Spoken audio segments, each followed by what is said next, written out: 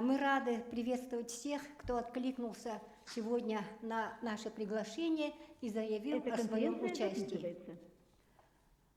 Мы сегодня обсуждаем очень актуальную тему. Ну, во-первых, разрешите от имени Общественной палаты Республики Саха-Якутия приветствовать всех вас в работе сегодняшнего нашего круглого стола. И сразу сказать о том, что мы рады тому, что действительно вы откликнулись, и сегодня наш круглый стол охватывает очень много регионов. Откликнулись 17 наших территорий, нашей огромной страны.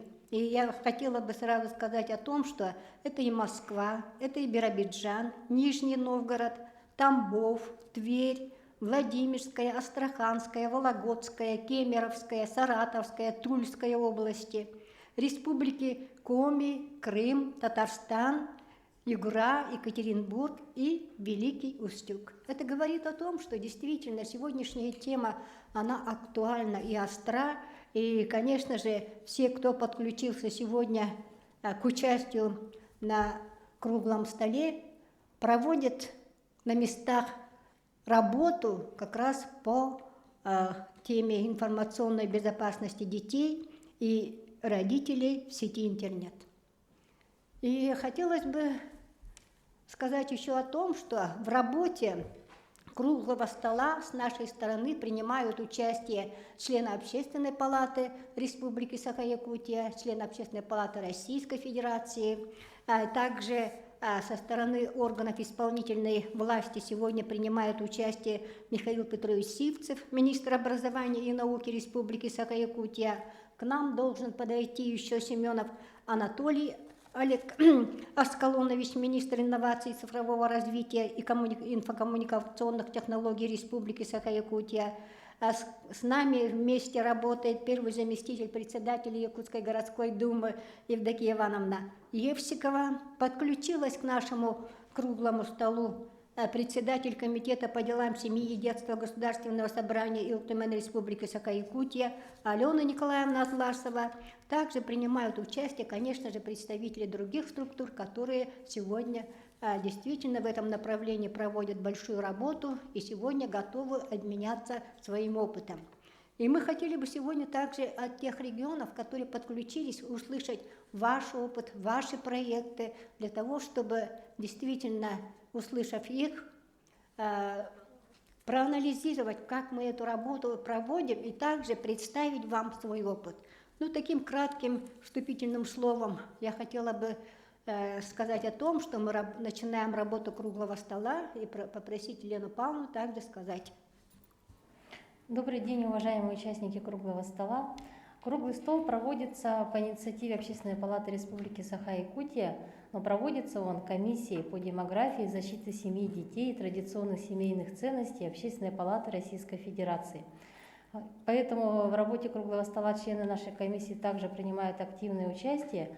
И я бы хотела сейчас поприветствовать регионы нашей страны. Валентина Ивановна сказала 17, это было утром, а сегодня, вот на сегодняшний момент, это уже более 20 регионов изъявили желание принять участие в нашей работе. Мы надеемся, что продуктом нашей работы станет принятие резолюций, рекомендаций, которые в дальнейшем будут способствовать совершенствованию вопроса безопасности наших детей в сети интернет. И разрешите сейчас передать слово нашему председателю комиссии Рыбальченко Сергею Игоревичу. Он сейчас нас поприветствует. Внимание на экран.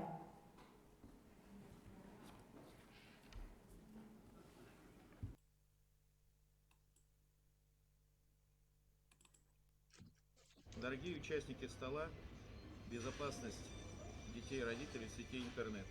Наш круглый стол проводится при поддержке Комиссии Общественной палаты Российской Федерации по демографии, защите семьи, детей, традиционных семейных ценностей по инициативе Общественной палаты Республики Саха-Якутия и правительства Республики Саха-Якутия.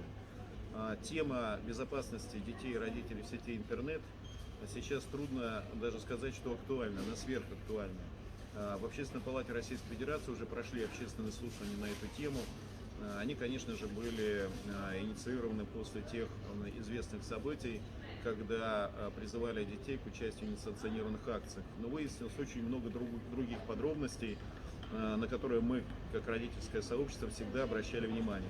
Это огромное количество негативного контента, который нарушает права детей и препятствует их здоровью, несет угрозу их здоровью, душевному, физическому в том числе. Это и порнография, детская порнография, призывы к суицидам. И сейчас это, конечно же, недопустимо. Поэтому мы, как родительское сообщество, сейчас работаем над меморандумом по безопасности детей в сети интернет. И я призываю вас подумать над теми положениями, которые должны в него войти. К сожалению, я не смогу причастствовать в данном мероприятии очно, но сеть интернет – это не только проблемы, но и огромное количество возможностей. Поэтому, когда мы будем в полете, вы будете видеть на это приветствие. Я желаю вам успешного проведения круглого стола и всего самого хорошего и самой большой безопасности вам во всех социальных сетях. Спасибо. Спасибо большое. Прежде чем предоставить слово следующему выступающему, хочу сразу оговориться по регламенту. Как Лена Павловна сказала, подключились к нам более 20 регионов, кроме этого, конечно же, и наши выступающие, и потому вот тот регламент, который был обозначен в программе, мы направляли всем участникам, чтобы соблюдать, то есть от 7 до 10 минут, потому что вот тот опыт, который мы имеем уже по проведению данных круглых столов, говорит о том, что время, которое нам предоставляется, это 2 часа, мы не успеваем услышать всех, и, конечно же, остаются те, кто хотел бы представить свою информацию, но не смогли. Но теперь разрешите начать выступление наших участников. И первое слово предоставляется Екатерине Владимировне Часовской, заместителю директора Департамента государственной политики в области средств массовой информации, представителей Минцифры Российской Федерации. О плане мероприятий, направленных на обеспечение информационной безопасности детей на 2021-2027 годы. Екатерина Владимировна, мы вас слушаем. Добрый день, коллеги. Добрый день, Валентина Ивановна. Благодарю за возможность участвовать в таком мероприятии. Приветствую все регионы. Ну, собственно, цель моего выступления, наверное, не только обсудить план мероприятий, но и вообще немножко шире рассказать о том, что делается сегодня в данной сфере. Безусловно, вопросы информационной безопасности детей, они не теряют своей актуальности. И буквально на днях был принят федеральный закон 5 апреля 2021 года, номер 65, о внесении изменений в статью 17 Федерального закона о защите детей. Собственно, этим законом, который вступит в силу 16 апреля, предусмотрено полномочия федерального органа исполнительной власти, определяемого правительством, устанавливать требования к экспертам и к экспертным организациям.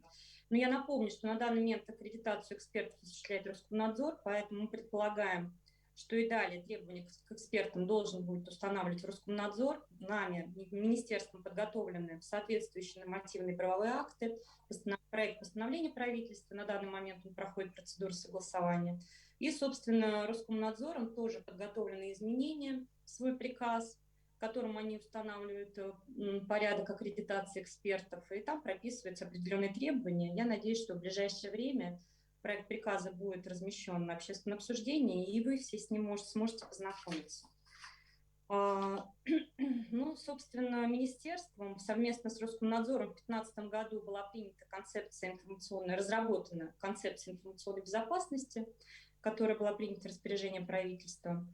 На данный момент, безусловно, она требует актуализации. И такое решение в том числе было принято на площадке Общественной палаты Российской Федерации. Собственно, буквально в конце марта этого года мы собирались с коллегами, и на базе было принято решение, на базе Центра изучения сетевого мониторинга и молодежной среды, создать экспертную группу под руководством генерального директора Дениса Сергеевича Заварзина для разработки предложений в рамках подготовки новой редакции концепции информационной безопасности. Но вместе с тем министерством был разработан совместно с федеральными органами исполнительной власти заинтересованными организациями, план мероприятий, направленных на обеспечение информационной безопасности детей на 2021-2027 годы, приказ Министерства от 1 декабря 2020 года номер 644, с ним можно ознакомиться в консультанте «Гарантия».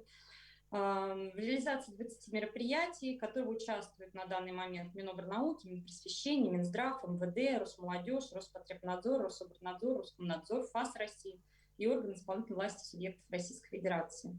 Среди мероприятий также предусмотрена корректировка концепции информационной безопасности. Среди мероприятий проведение уроков по защите персональных данных, проведение различных исследований, анализ мероприятий, направленных на обеспечение информационной безопасности несовершеннолетних, проводимых субъектами, урок цифр и очень-очень много, на самом деле, большой пласт охватывается план мероприятий. Вместе с тем, в настоящее время к рассмотрению во втором чтении подготавливается проект федерального закона. Проект федерального закона является правительственным. Номер 102-3274-7 о внесении изменений в статью 4 Закона Российской Федерации, Федерального закона Российской Федерации о защите детей, в котором планируется уточнить полномочия цифр.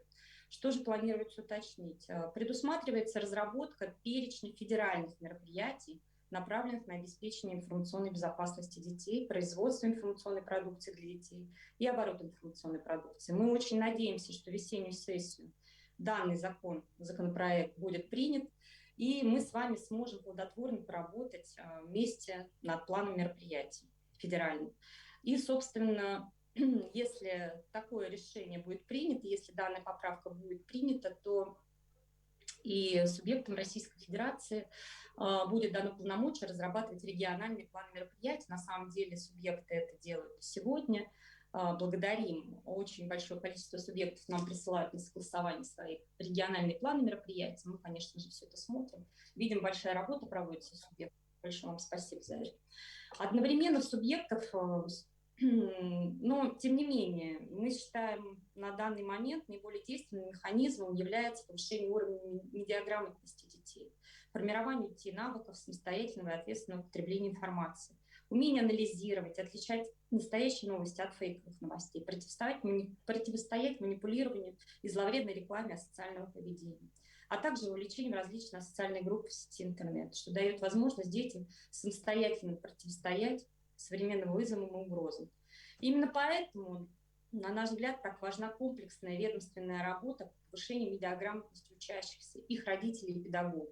Сюда входит и единый урок по безопасности в сети интернет, и урок цифры, и тематические классные часы, родительские собрания, специализированные курсы повышения квалификации для педагогов, семинары, встречи, мероприятия с представителями территориальных подразделений Роскомнадзора и отделений МВД России, публикации на официальных ресурсах и печать памяток, методических рекомендаций по защите персональных данных, пресечению и распространению противоправного контента.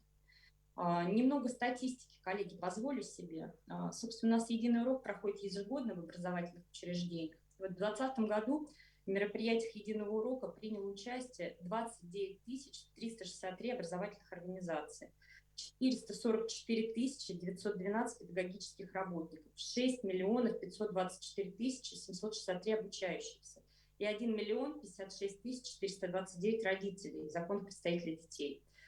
Собственно, в рамках единого урока проходит всероссийская контрольная работа по информационной безопасности, в которой приняло участие 2 702 854 ребенка, детей и подростков.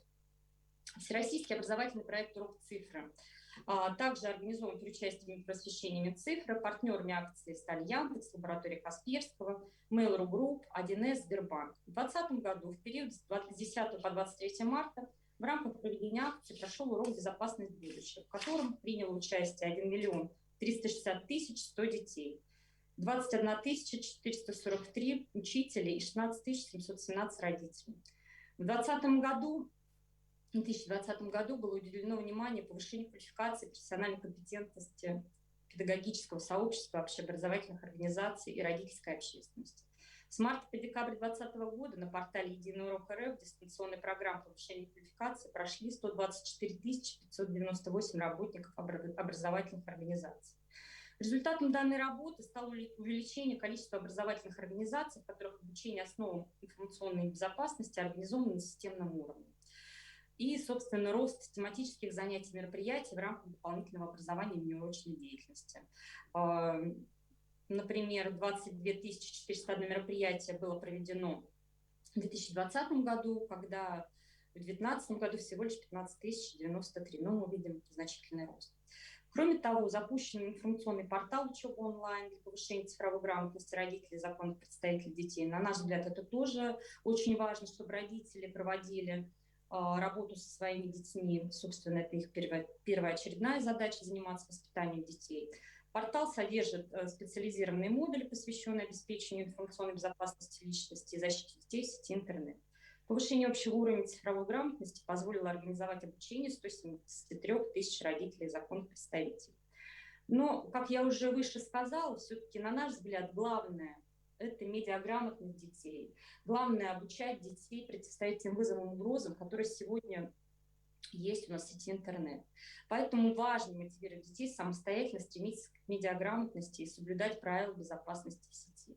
Для этого очень важны интерактивные практики для детей. Мы знаем, что в субъектах Российской Федерации очень активно эти практики используются. Так, при участии образовательных и общественных организаций в регионах проводятся различные тематические конкурсы, олимпиады, квесты, форумы. В большинстве регионов проводятся тематические недели, декады, месяцы, посвященные безопасности в интернете, объединяющие различные формы работы по защите прав несовершеннолетних в интернете. За 2020 год в субъектах Российской Федерации прошло 331 189 мероприятий образовательного характера в области обеспечения безопасности и развития детей в информационном пространстве. Реализация указанных мероприятий проходит на постоянной основе в соответствии с региональными программами, разрабатываемыми субъектами Российской Федерации, которые, собственно, принимаются в том числе в рамках десятилетия детства, объявленного президентом Российской Федерации. Более того, мероприятия, направленные на обеспечение информационной безопасности несовершеннолетних, включаются с 2019 года в раздел «Образование, воспитание и развитие детей» ежегодного государственного доклада о положении детей и семей, имеющих детей в Российской Федерации. Минцифры также в прошлом году, в 2020 году, совместно с Росмолодежью обобщила и письмом от 11 ноября направила в субъекты Российской Федерации лучшие региональные практики по организации работы с подростками и молодежью в интернете, включая популярные социальные сети и мессенджеры, в том числе обеспечивающие повышение уровня медиаграмотности. Мы надеемся, что вы ими пользуетесь, и они имеют практический опыт для вас. Важным аспектом совместной работы заинтересованных федеральных органов исполнительной власти в 2020 году стала методическая работа для профилактики рисков и угроз для детей, связанных с использованием современных информационных технологий. Извините, Екатерина Владимировна, ваше время истекает. Пожалуйста, сколько вам еще? Ой, ну давайте я закончу тогда, чтобы дать возможность всем остальным выступить. Коллеги, я еще раз хочу всех поприветствовать, поблагодарить за возможность участвовать. Я готова ответить на вопросы, если они есть, собственно, и готова дальше внимательно Спасибо. послушать. Так, сразу уточнимся, Спасибо что, вам. уважаемые участники, вопросы давайте договоримся задать в конце, потому что нам бы все-таки хотелось бы предоставить максимально всем, кто заявил сегодня о своем выступлении. Следующее выступление Павел Анатольевич Пожигайло, заместитель председателя комиссии Общественной палаты Российской Федерации по демографии, поддержке семьи, детей и традиционных семейных ценностей Общественной палаты Российской Федерации. Пожалуйста, Павел Анатольевич. Добрый вечер, добрый день. Вот, здорово вообще, что вся страна сегодня с нами. Спасибо, Лена Павловна, вам за это мероприятие. Что я хотел сказать, понимаете, что меня беспокоит? Вот в 2006 году я был статс-секретарь замминистра культуры и средств массовой информации, и тогда мы уже начали заниматься вопросами защиты информационного пространства, когда разрабатывали закон об ограничении порнографии и эротики. Ну, собственно, там шла речь вообще так сказать, о широком перечне продукции, которая, собственно, вредит здоровью наших детей. И тогда мы, на себе я точно ощутил большое давление, колоссальное давление. Вот. И, в общем, в какой-то степени через 3 года пришлось покинуть министерство. Но вот с тех пор эта работа ведется, и, понимаете, вот я сейчас слушаю, да, вроде как все делается, да, все грамотно, все правильно, все решения принимаются, письма в регион отправляются. И И как бы вот у меня такое ощущение не покидало, что ну, смысл этой конференции вроде ну, все нормально. Но ведь на самом-то деле не все нормально. Понимаете, Да. на самом деле мы имеем катастрофическую ситуацию вообще, так сказать, с нашими детьми. Еще раз говорю, слава богу, если есть нормальные папы и мамы. Мне так получилось, что у меня 8 детишек, да, с моей супругой. Вот, и кто-то уже там в МГУ учится, кто-то там ходить учится. Вот, мы на себе все это испытали. Да, если есть авторитет родителей, если есть возможность, способность влиять на своих детей, именно с точки зрения там, где-то убеждением, где-то примером, что-то получается. Но тем не менее, так сказать, влияние социальных сетей, влияние вообще всего медиапространства, там, кино и даже образа, так сказать, их общения колоссальное. Так вот, что я хочу сказать. Вот опять-таки в параллельном этом мире, да, буквально 3 года назад, я уже третий созыв Общественной палаты, тогда была комиссия по культуре, мы столкнулись с тем, что нам принесли закон о культуре 3 года назад, в котором было написано, что значит, Да.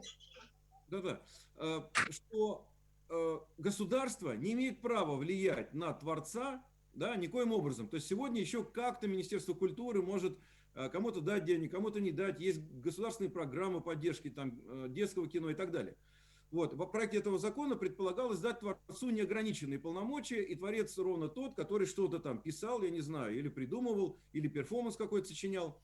И там написано, что государство не имеет права влиять на творца ни путем не предоставления финансирования, ни путем кадровой политики, ни какими-либо другими, ну, понятно, о чем идет речь, да, что наши вот эти новоявленные творцы, особенно в области современного искусства, тут же, так сказать, наснимают и натворят нам огромное количество всяких образчиков, на которые государство не могло бы влиять. Этот закон был 3 года назад. Нам принесли его в Общественную палату.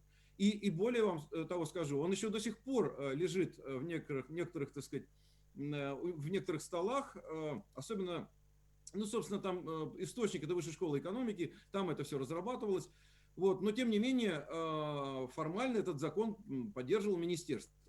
Вот. Там, кстати, еще один пункт интересный был, о том, что в статье 40 о защите чувств верующих вносился подпункт, что если мероприятие проводится на площадках, куда продаются билеты, то там делать можно все, что угодно.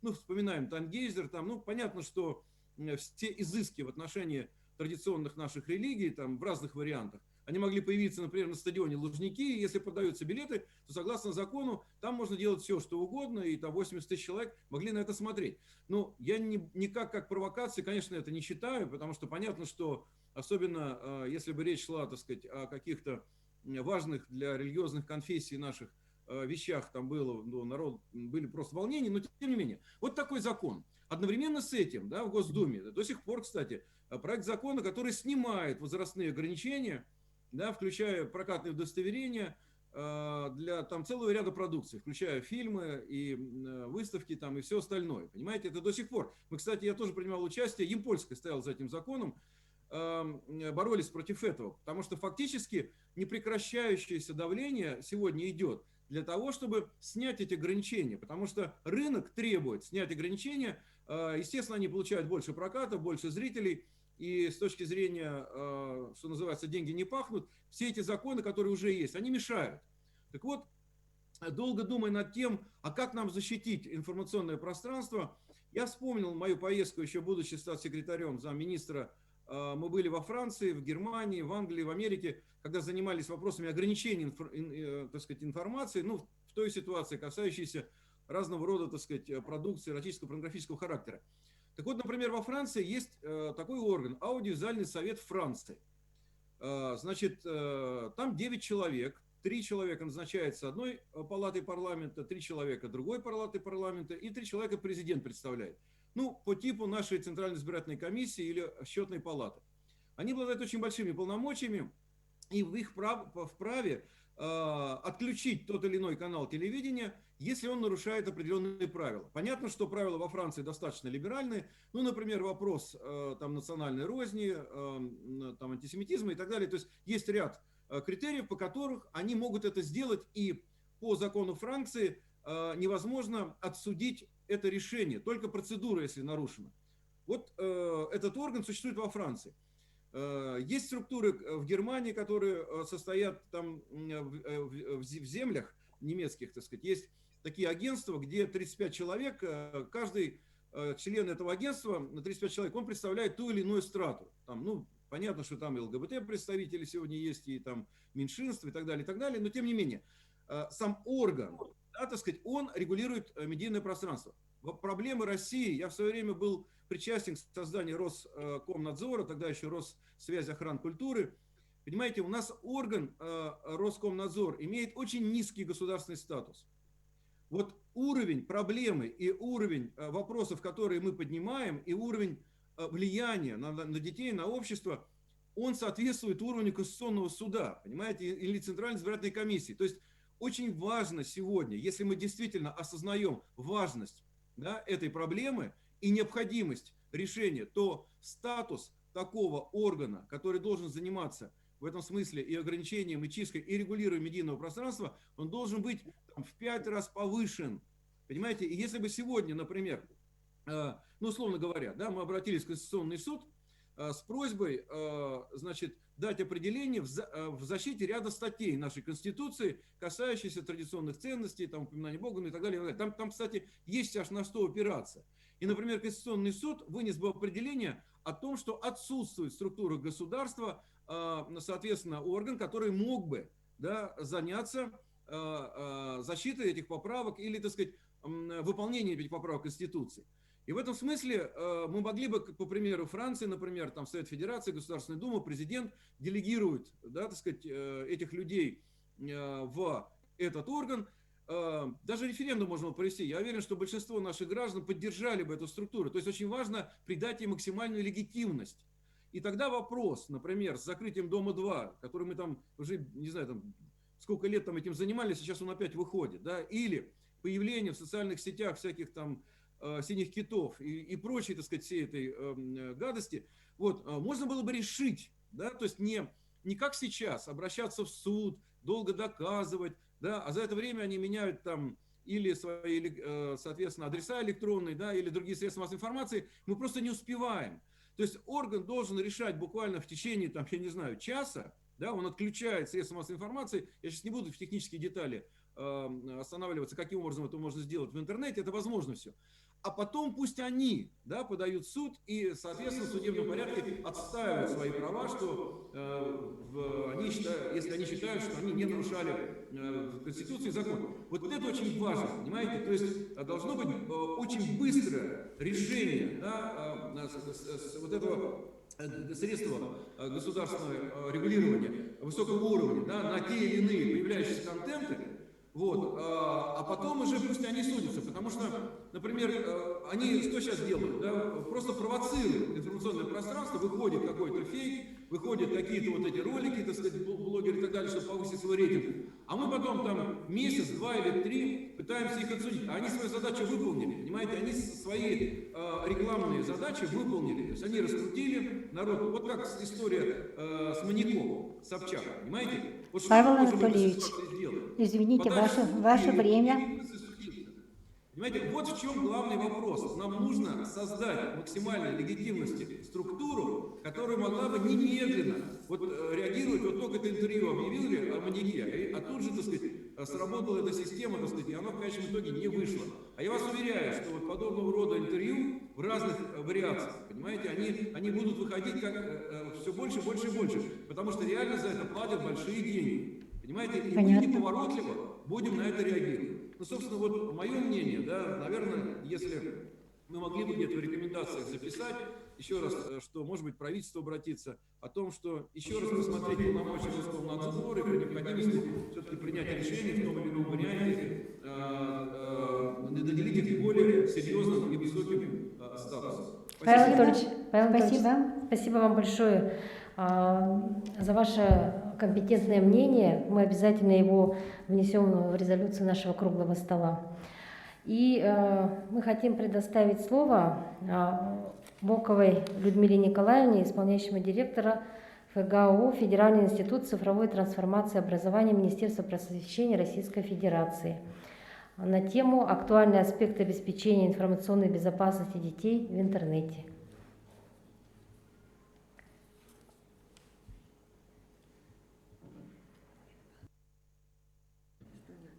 Людмила Николаевна знает? Ага. Людмила Николаевна, вы нас слышите?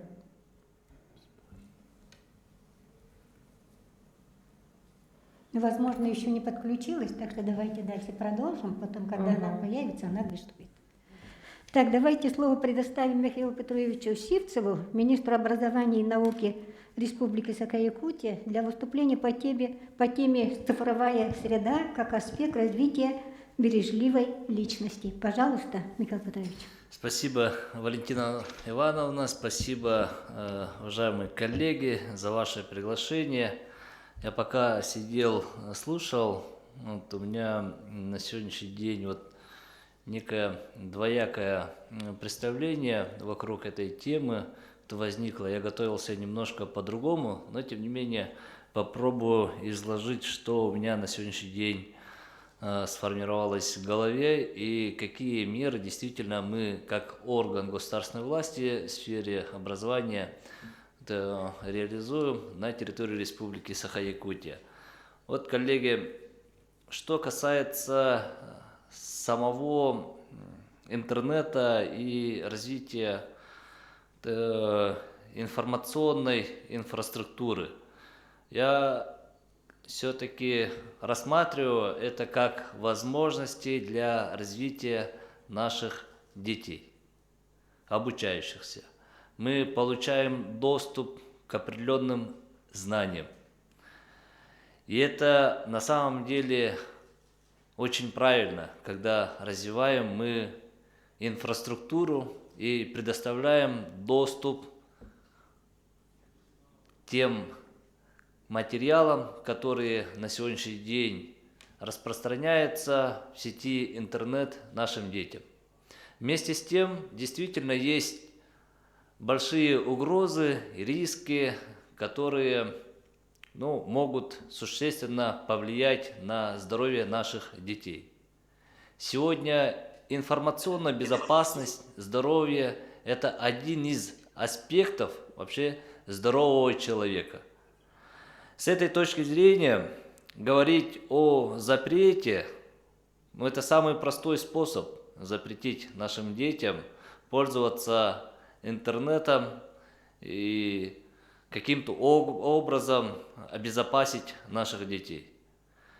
Есть способы, которые мы на сегодняшний день применяем и считаем актуальными и достаточно эффективными. Это ограничения.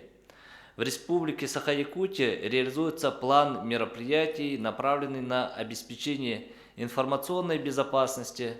Прежде всего, в рамках этого плана мы осуществляем мониторинг, обновление контента, мы осуществляем ограничение доступа к сети интернет через установление контент-фильтрации. В Республике Саха-Якутия, возможно, в отличие от других субъектов, на самом деле не так уж и много объектов образования. У нас 641 школа, в этих школах обучается 148 тысяч детей. И все они на сегодняшний день имеют доступ к сети интернет в школах. И практически вся республика имеет через разные каналы доступ к сети интернет. В системе образования в нашей республике функционирует Институт новых технологий при Министерстве образования и науки Республики Саха-Якутия.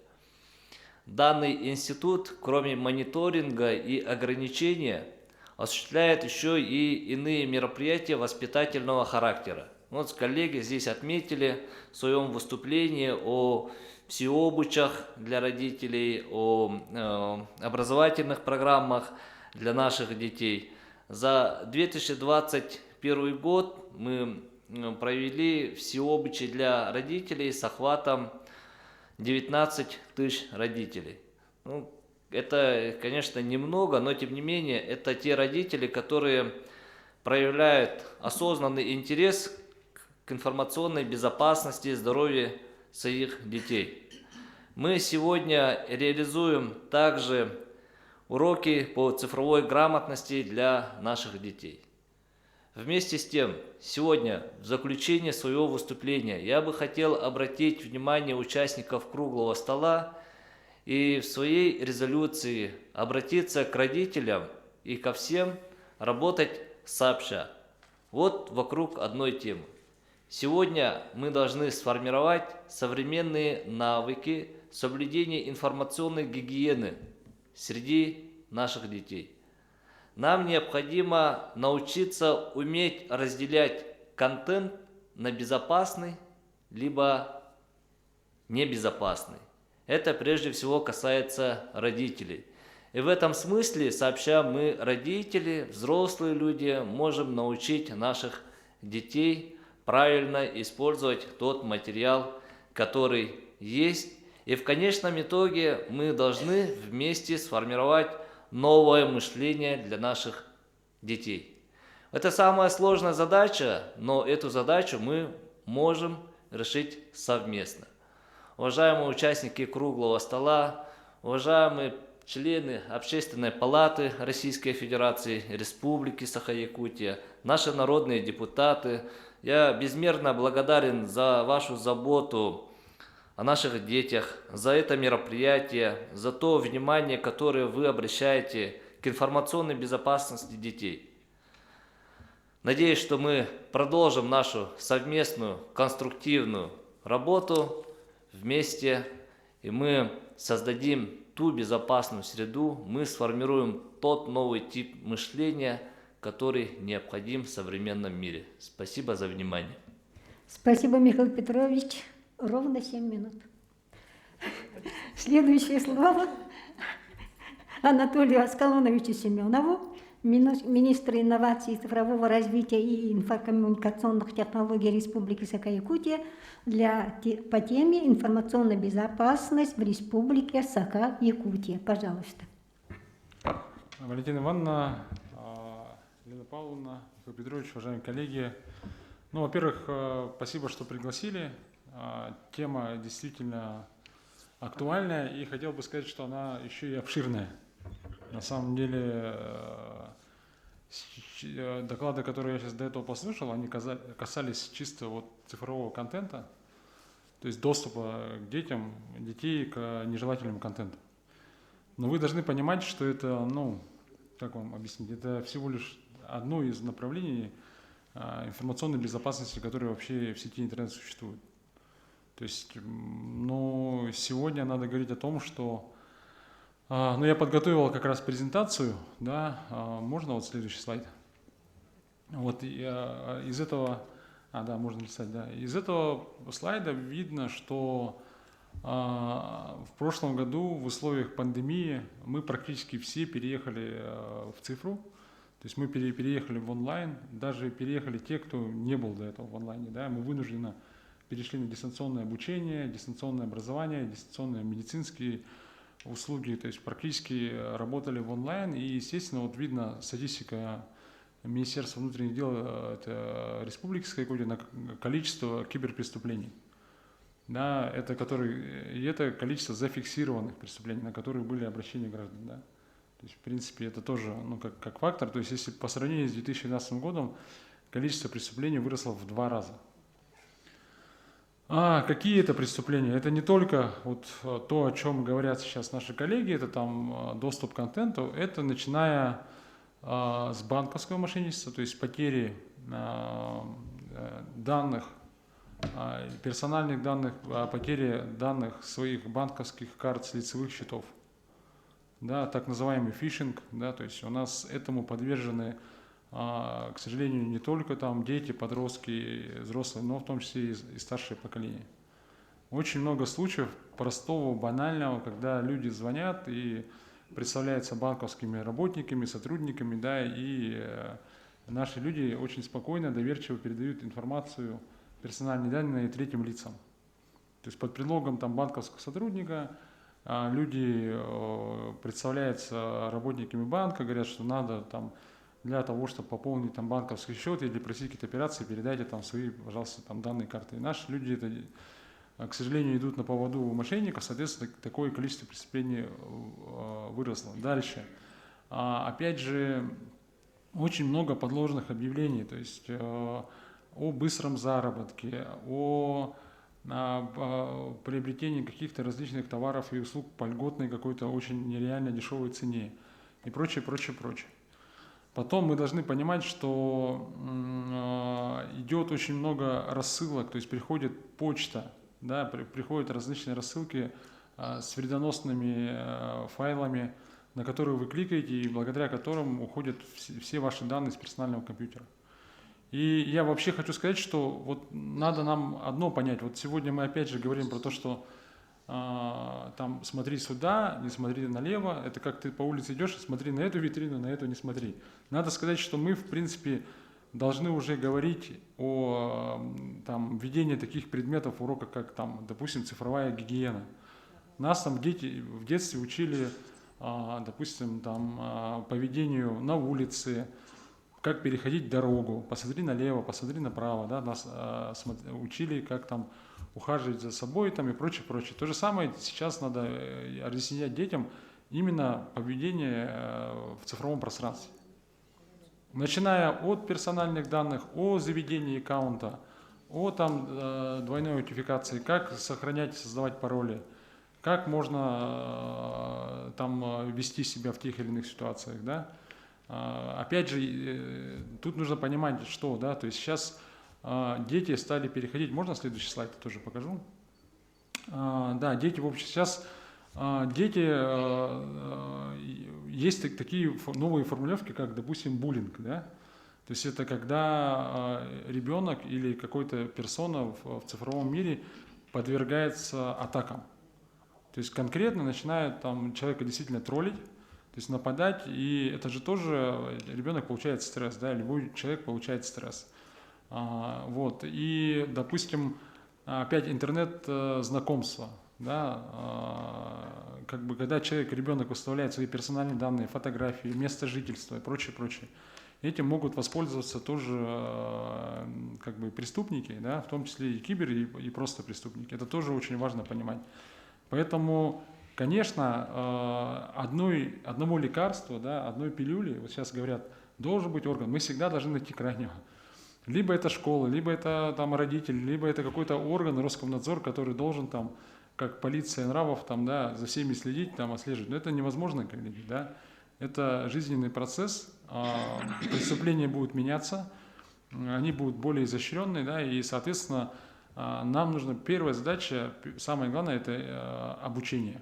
Вот на самом деле нужно больше информировать, больше на уровне родителей, школ, там, дополнительных кружков образования, просто видеоуроков в интернете, мы об этом сегодня тоже будем говорить, в наших медиа, как мы этим занимаемся, то есть это нужно все делать, да.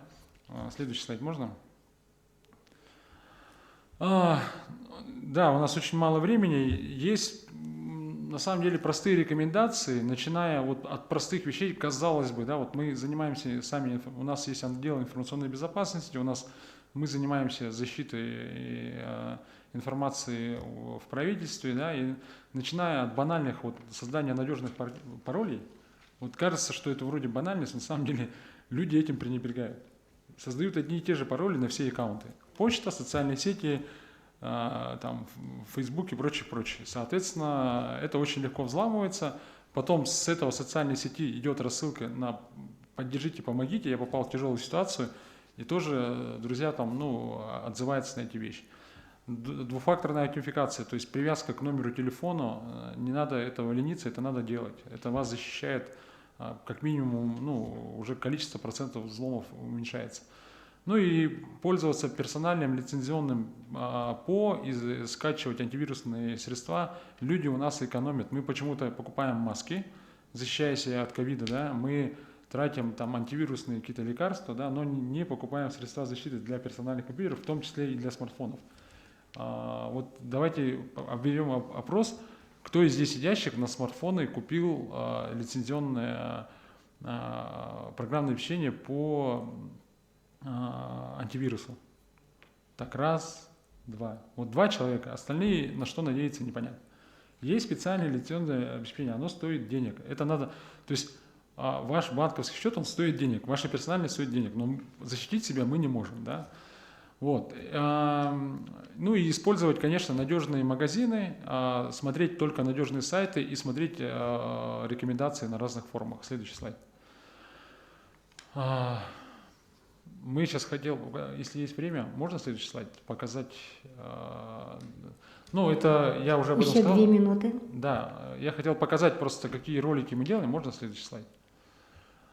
Да, вот мы проводим информирование, то есть мы делаем более 200 публикаций в социальных сетях, материалах, телевидение. Конечно, этого может быть недостаточно, но я хотел просто показать примеры, где мы могли бы вместе с Министерством образования, вместе с нашими коллегами делать какие ролики. Вот можно, да, следующий слайд, показать буквально один ролик.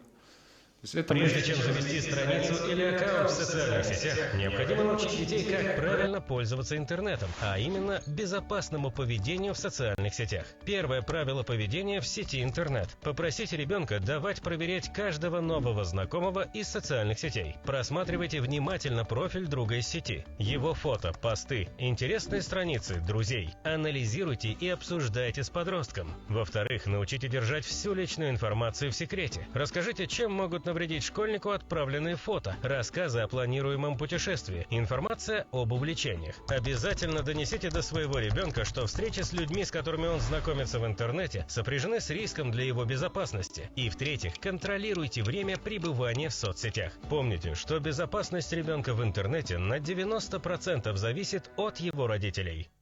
Да. Вот таких роликов мы сняли около 20 штук. Они находятся на сайте infobezsaha.gov. Можете скачивать, и даже ваш личный пост в вашей социальной сети уменьшит количество киберпреступлений. Спасибо, у меня все. Спасибо большое. Так, следующее слово Алене Николаевне Атласовой, председателю Комитета по делам семьи и детства Государственного собрания ЛТМН Республики Саха-Якутия, для выступления по теме «Мониторинг законодательства Российской Федерации в защите детей от информации, причиняющей вред их здоровью и развитию». Пожалуйста, Алена Николаевна, вам слово. Добрый день, уважаемые участники круглого стола. Ну, как предыдущие выступающие отметили, сегодня интернет стал неотъемлемой частью нашей жизни, одним из ключевых источников информации.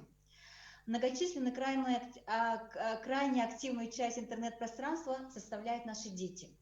Интернет для современных детей – это пространство для обучения, общения, игр, но вместе с тем в онлайновом пространстве существуют угрозы, о которых сейчас говорили, и дети оказываются наиболее уязвимыми пользователями интернета. Но законодательная база для любой страны является важным инструментом для создания благоприятной и безопасной онлайн-среды для детей и молодежи.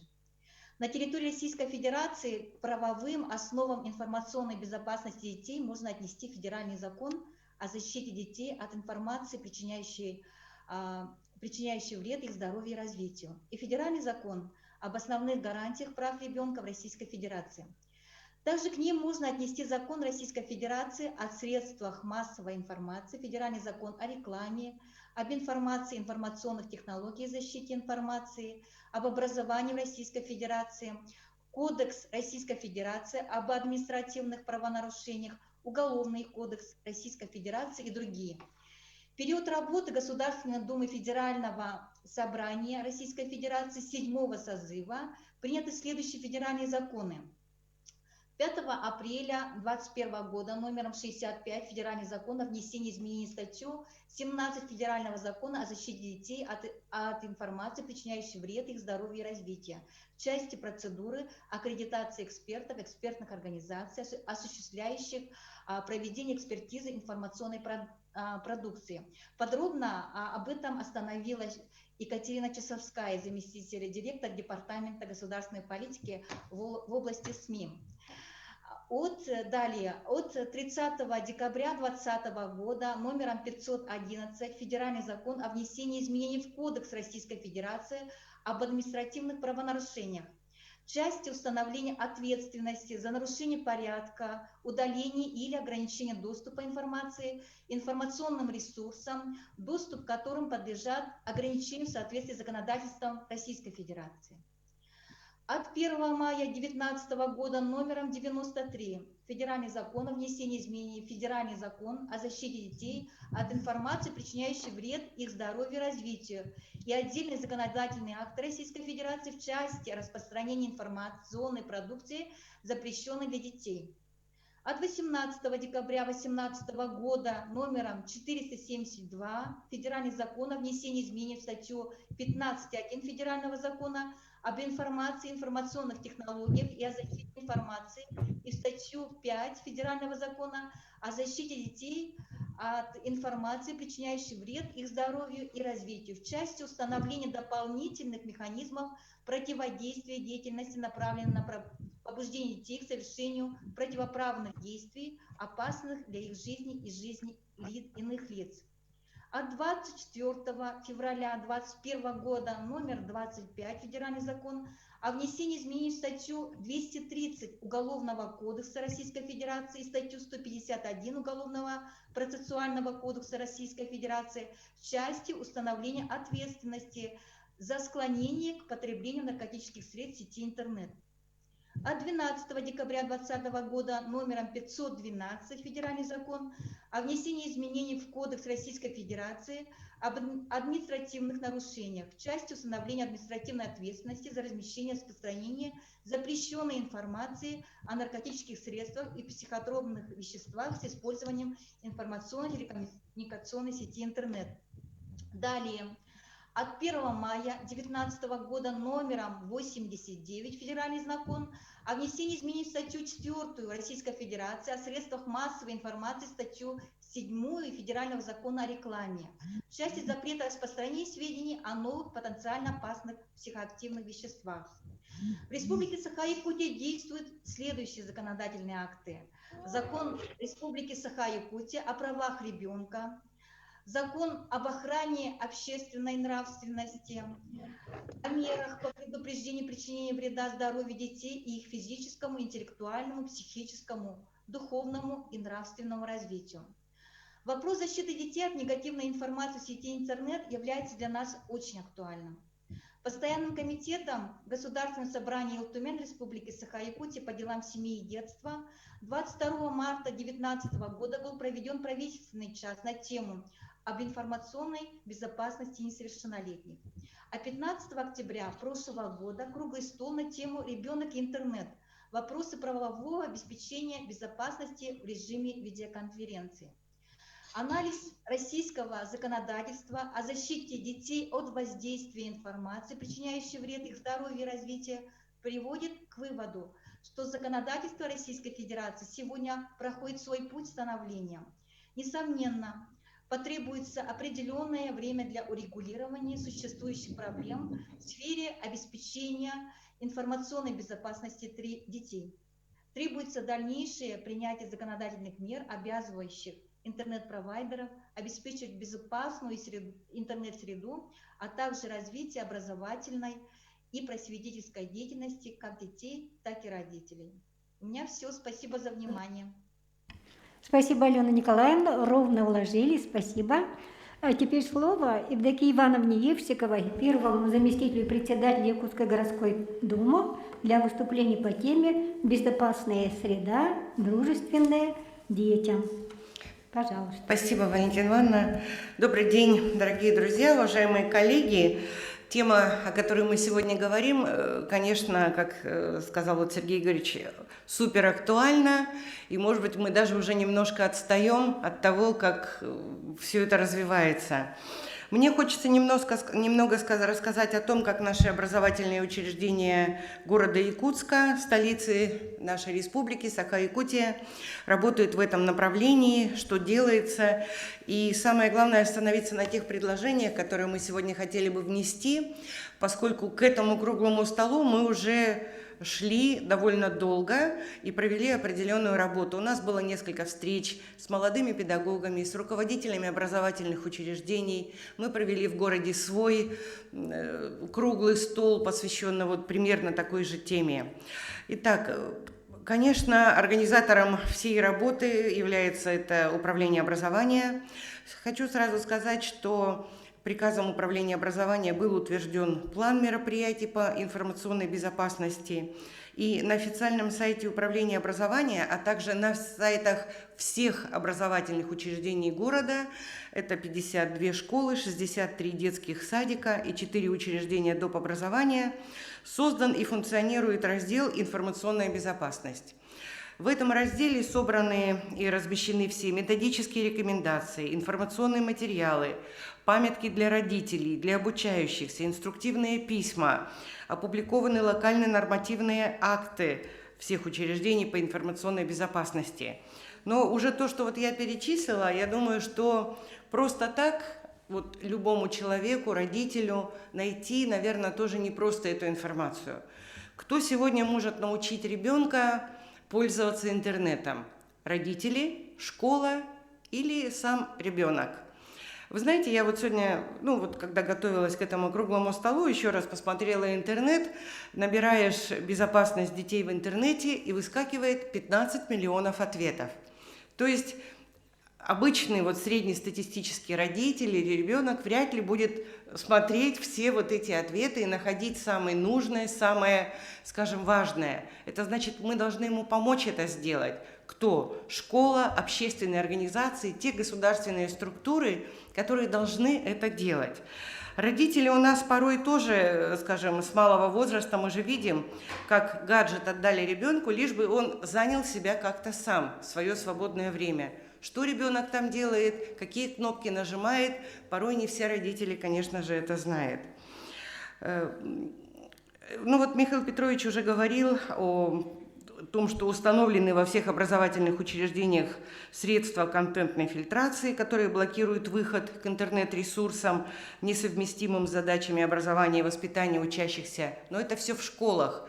А дома ребенок предоставлен сам себе, и только действительно родитель может проконтролировать в сети интернета, где он сидит, что он делает, что он смотрит, что читает, и как-то оказать на это влияние. Согласно календарю образовательных событий у нас проводятся единые уроки безопасности в сети интернет. Используются разные формы, я думаю, что они такие же по всей нашей стране.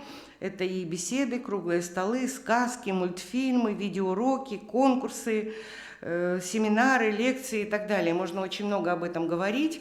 Действительно, сегодня очень многие школы разработали для родителей родительский всеобуч о безопасности в сети интернет.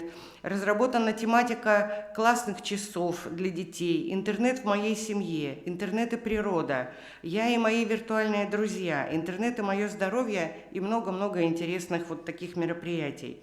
Интересную работу у нас очень проводят учреждения дополнительного образования.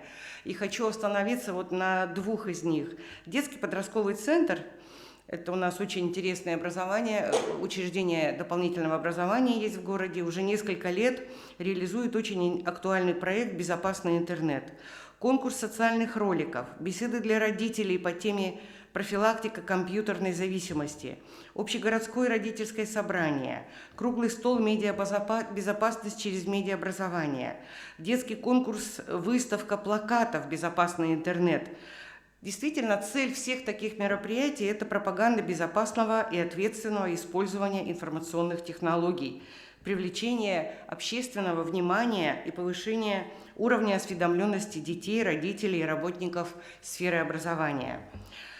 Детский подростковый центр вместе с Лигой женщин, вместе с Ассоциацией молодых педагогов республики и города стал инициатором создания общественного движения «Волонтеры безопасного интернета». Основной идеей этого общественного движения является информирование, обучение основам безопасного интернета родителей, детей, которые, став волонтерами, смогут помочь старшему поколению, которое, так же как и дети, находится в группе риска и более всего подвержено опасностям в интернете. А еще учреждение «Дворец детского творчества» – это самое крупное учреждение доп. Образования в нашем городе, которое еженедельно посещает более 8 тысяч школьников. Хочу сказать, что на базе Дворца детского творчества реализуется проект «Киберволонтеры ЕКТ». Вот уже несколько месяцев работает такой отряд киберволонтеров из числа активистов Якутского городского детского движения «Юный горожанин».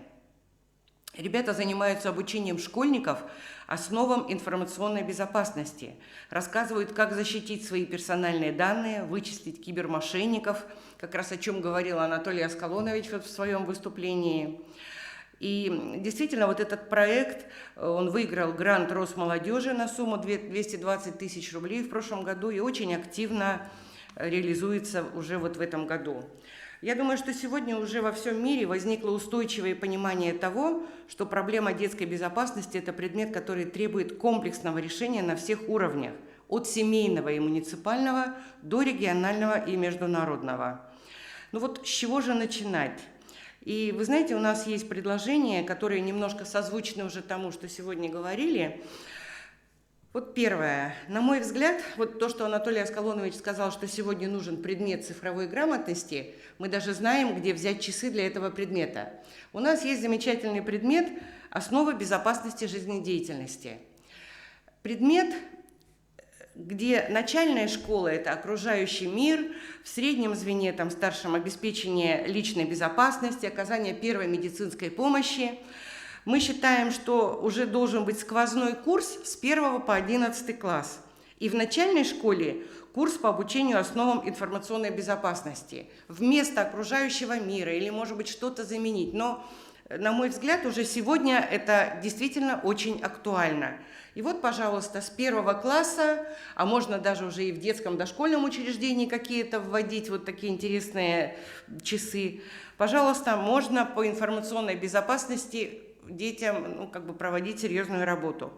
Еще один резерв, где может быть, это нам подсказали наши молодые учителя, с которыми мы вот встречались. В частности, вот Ирина Бурцева, учитель 38-й школы, предложила такой вариант. Компьютерные игры. Очень много детей сегодня занимаются и играют в компьютерные игры. Если разработчикам учесть и включать в разработку компьютерных игр какие-то обучающие элементы, обучающие программы, чтобы они не просто играли, но еще и познавали вот именно вопросы какие-то безопасности. Вот, пожалуйста, второй резерв. Но, на мой взгляд, я в завершении хочу сказать, уже заканчиваю, Валентина Ивановна, что, наверное, самое главное, нет, я понимаю, что время – это очень ценный такой вот момент, самое главное, на мой взгляд, это вот что. Что дает виртуальная жизнь нашим детям? Она дает ощущение того, что в ней они могут быть теми, кем хотят быть. Там легче общаться, проявить себя. Наша задача – сделать жизнь наших детей насыщенной, увлекательной, разнообразной, интересной, чтобы им хотелось жить в нашем реальном мире. И после того, как они посетят интернет, вернуться в наш реальный мир, вернуться к своим друзьям, книгам, к семье. Я считаю, что интернет не должен быть главным увлечением в жизни наших детей. И вот такой мир увлекательный, интересный, наверное, можем помочь создать мы, педагогические работники, общественные организации, чтобы наши дети были рядом с нами, а интернет был для них способом получения новых знаний, ну или каким-то небольшим развлечением. У меня все, спасибо. Спасибо большое. Уважаемые коллеги, приступаем к выступлениям с регионов.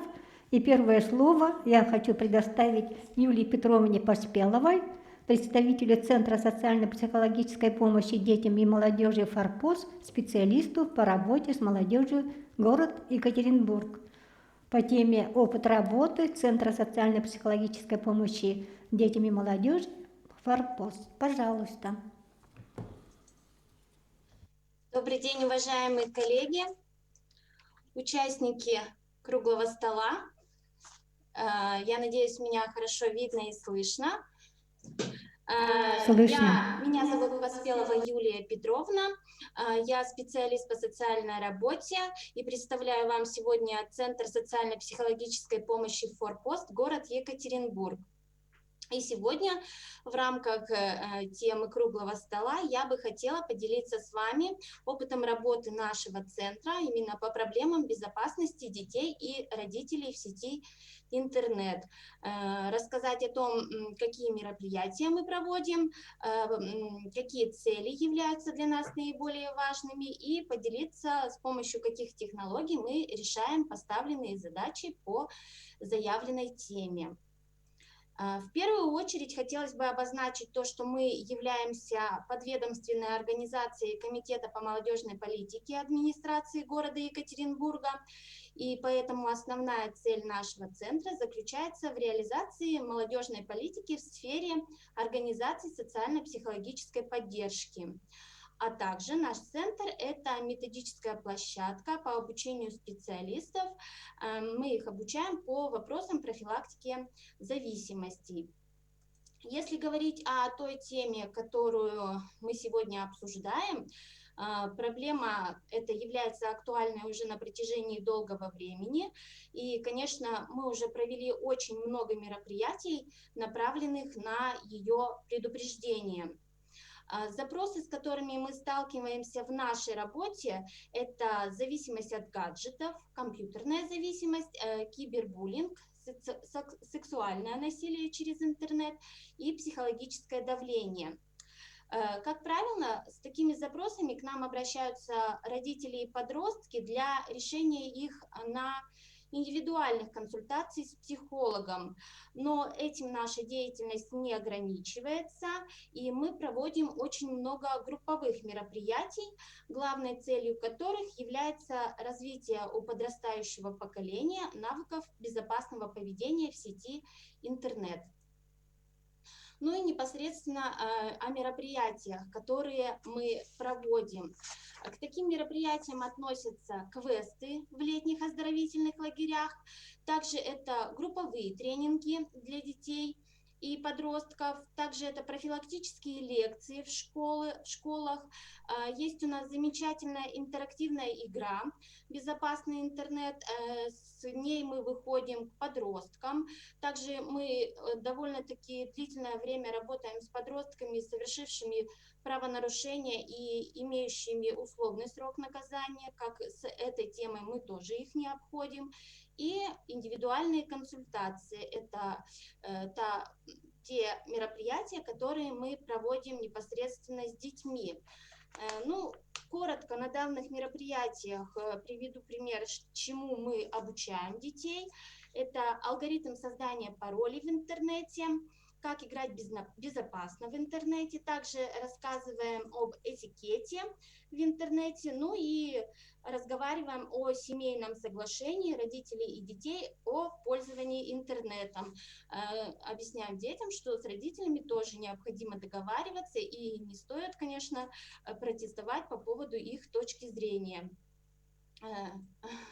Также работа со студентами у нас проходит, это обучающие интенсив-семинары «Безопасный интернет детям и подросткам».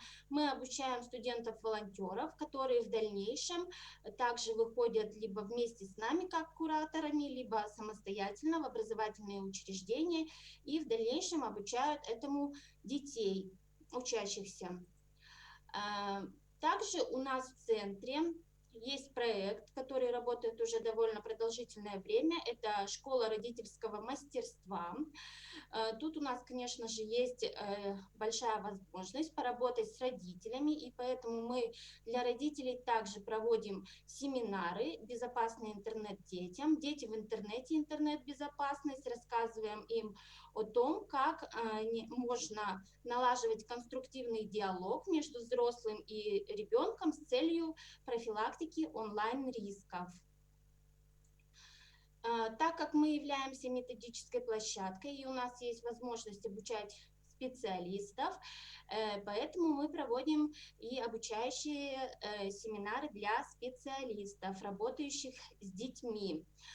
Нами были организованы и проведены обучающие семинары, это психологическая безопасность подростков в интернет-среде, профилактика интернет-зависимости в детской и подростковой среде, и профилактика вредных привычек интернет-зависимость, ну и, конечно же, безопасный интернет для детей и подростков. Наш самый востребованный семинар, на который приходит очень большое количество специалистов и уходят с положительными отзывами. Ну и, конечно же, 2020 год, он был очень насыщенным для нас, несмотря на ограничения. Наши специалисты выпустили более 150 вебинаров, которые мы выкладываем у нас на странице ВКонтакте. Вебинары как обучающего характера для специалистов, для родителей и для подростков. Ну и, конечно же, мы не обошли стороной тему безопасности в сети интернет. И вот перед вами некоторые из вебинаров, да, я представила скриншоты вебинаров, но их также можно посмотреть, либо дать ссылку на нашу страницу и как бы рекомендовать их как родителям, так и специалистам. Они в свободном доступе, мы всегда рады общению и всегда готовы любому диалогу и ответить на ваши вопросы. Но еще одной из задач нашего центра является разработка и изготовление и распространение буклетов, а также учебно-методической литературы. И поэтому вот нашим центром специалистами были созданы методичка «Безопасный интернет детям» и буклеты «Безопасный интернет детям» и «Что делать, если ваш ребенок не выпускает гаджет из рук». Это советы для родителей и буклеты для детей. Еще хотелось бы рассказать о телефоне доверия, который представляет наш центр. На телефоне доверия у нас тоже как можно позвонить очно, поговорить со специалистом по телефону, даже тех вопросов, которые касаются, да, безопасности в интернете, либо перейти на страничку ВКонтакте и там тоже задать любой вопрос, и специалист в любое время суток, так как телефон круглосуточный, ответит и не оставит без внимания любое обращение. И еще я бы хотела поделиться то, что в декабре 2019 года наш центр занял первое место как лучший сайт по детской и молодежной кибербезопасности. Если вам интересно, вы можете перейти на нашу страничку в социальных сетях и посмотреть, о чем идет речь. Это был областной конкурс по детской и молодежной кибербезопасности. Ну, это все мероприятия, да, которые я бы хотела осветить. Конечно, это не все, то есть мероприятия, которые мы проводим, но вот наша работа, которая касается именно этой темы, именно вот таким образом мы ее осуществляем. Конечно, мы не останавливаемся на этом. Силы и у нас есть, присутствует, и поэтому мы будем работать над этой проблемой и дальше. У меня все. Спасибо. Если есть какие-то вопросы. Спасибо. Мы договаривались о том, что вопросы будем задавать после того, как все выступят. Да. Спасибо, Юлия Петровна. Юлия Петровна, я хотела вас поблагодарить за такой интересный опыт, который вы представили. Я думаю, что многие участники круглого стола действительно участвуют для того, чтобы поменяться этим опытом на уровне своих регионов и для того, чтобы уже у себя в регионах, может, те лучшие практики, которые существуют, внедрить. Разрешите слово предоставить Степановой Анастасии Викторовне. Это Ассоциация экспертного сообщества социальных инициатив, клинический психолог, детский, семейный психолог. Она является членом Комитета по молодежной политике Национальной ассоциации Союза психотерапевтов и психологов, потому что мы понимаем, что вопросы безопасности в интернете напрямую связаны еще и с психологической такой зависимостью, и тема ее связана именно, тема звучит так: психологическая безопасность детей в информационном пространстве. Думаю, будет очень интересно послушать. Добрый день, рада всех приветствовать, спасибо за приглашение. Слушая все доклады, очень радостно было понимать, что проблемой занимаются взрослые, потому что часто мы сталкиваемся с тем, что обвиняют детей, так как они себя неправильно ведут в пространстве и создают очень много трудностей для нас, для взрослых. Так вот, относиться именно с точки зрения фокуса брать, что мы взрослые, значимые взрослые, создаем безопасность, очень важно. Если мы сегодня говорили про информационную безопасность, о здоровье детей, то я бы назвала это психологической безопасностью, с чем сталкивается ребенок. Если брать разные возрасты, это обязательно тоже нужно учитывать, то дети до 14 лет не способны контролировать, у них еще не выработана сила воли, и здесь очень важна поддержка взрослых, как преподавателей, так и родителей. То есть то ближайшее окружение, с которым они работают, и даже дошкольное учебное заведение воспитатели, это то пространство, где очень важна рука взрослого, который может провести ребенка. Если смотреть на интернет как на виртуальное пространство, то сейчас, скорее всего, нужно обратить внимание на то, что это дополненная реальность, и это уже часть нашей реальности. И относиться к этому как не к чему-то чужеродному, а к тому, что уже есть, и те условия, в которых мы есть. Интернет-пространство — это целый мир. И если предполагать, что мы учим наших детей, как жить в мире, мы учим правил дорожного движения, тоже сегодня пример приводили, то здесь мы также должны научить правилам. Но научить мы можем только зная сами эти правила. Ребенку очень важен авторитет взрослого. И если мы будем говорить про те правила, которые нужно заключать договор с родителями, даже если это будут ролики обучающие, цифровая грамотность, да, вот так лучше сказать, то нужно понимать, что важно давать ребенку экспертность.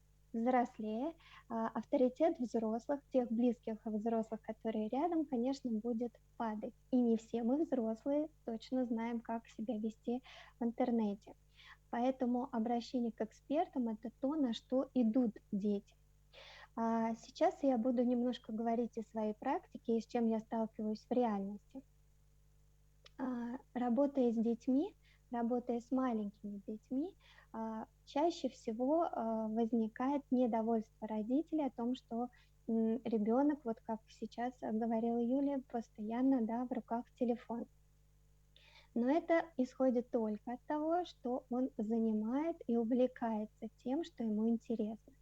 И в дошкольном возрасте, младший школьный возраст очень важно детям давать замену. То есть те интернет-аддикции, та интернет-зависимость, которая сейчас присутствует в младших возрасте, дошкольном, младшем школьном, она как раз говорит о том, что нет замены. Конечно, соперничать с увлекательным интернетом очень трудно, но мы должны и понимать, что где-то взрослые отдают время, которое могли бы провести с ребенком, интернету, освобождая так себя. Вот этот увлекательный мир, который сегодня тоже говорили в выступлениях, он нужен. И дети, работая с трудными детьми, которые у нас приходят из КДН, ПДН, работая с группами детей, вот час-полтора работы, они не вспоминают про телефон, они чувствуют внимание к себе, они чувствуют интерес к себе, и интернет-пространство им не нужно. Но когда мы уже сталкиваемся с подростковым возрастом, когда идет и бунт, и саботаж, и желание детей найти что-то новое, найти новые ценности, найти новые способы достижения, то здесь, конечно, интернет, как такой кладезь информации, становится очень притягательным. Но скажу из практики, что к подростковому возрасту с проблемами, вот, о которых мы говорили, коммуникационные риски знакомства в интернете, дети приходят осознанно, зная даже правила, как нужно, они все равно идут искать там друзей, искать те интересы, те референтные группы, которые они не могут найти в реальности. И это осознанно нарушая правила, хотя они прекрасно знают уже эту грамотность.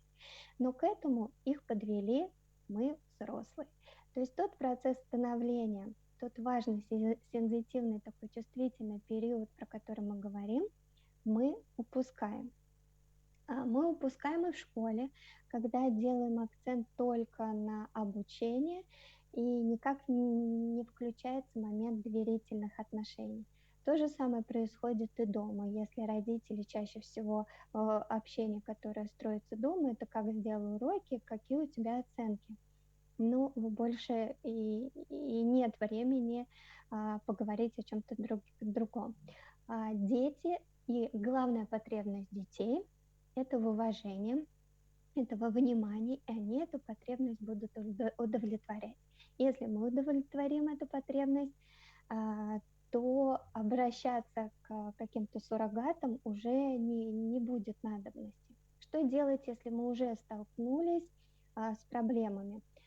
Даже те сетевые игры, про которые мы сегодня говорили, и где нужно ограничивать, да, время, вот если про правила говорим, мы все время, мы и там сейчас сталкиваемся с чатами, то есть это коммуникационные игры, и дети идут туда не столь, чтобы поиграть, там, выстраивать какие-то стратегии, а для общения.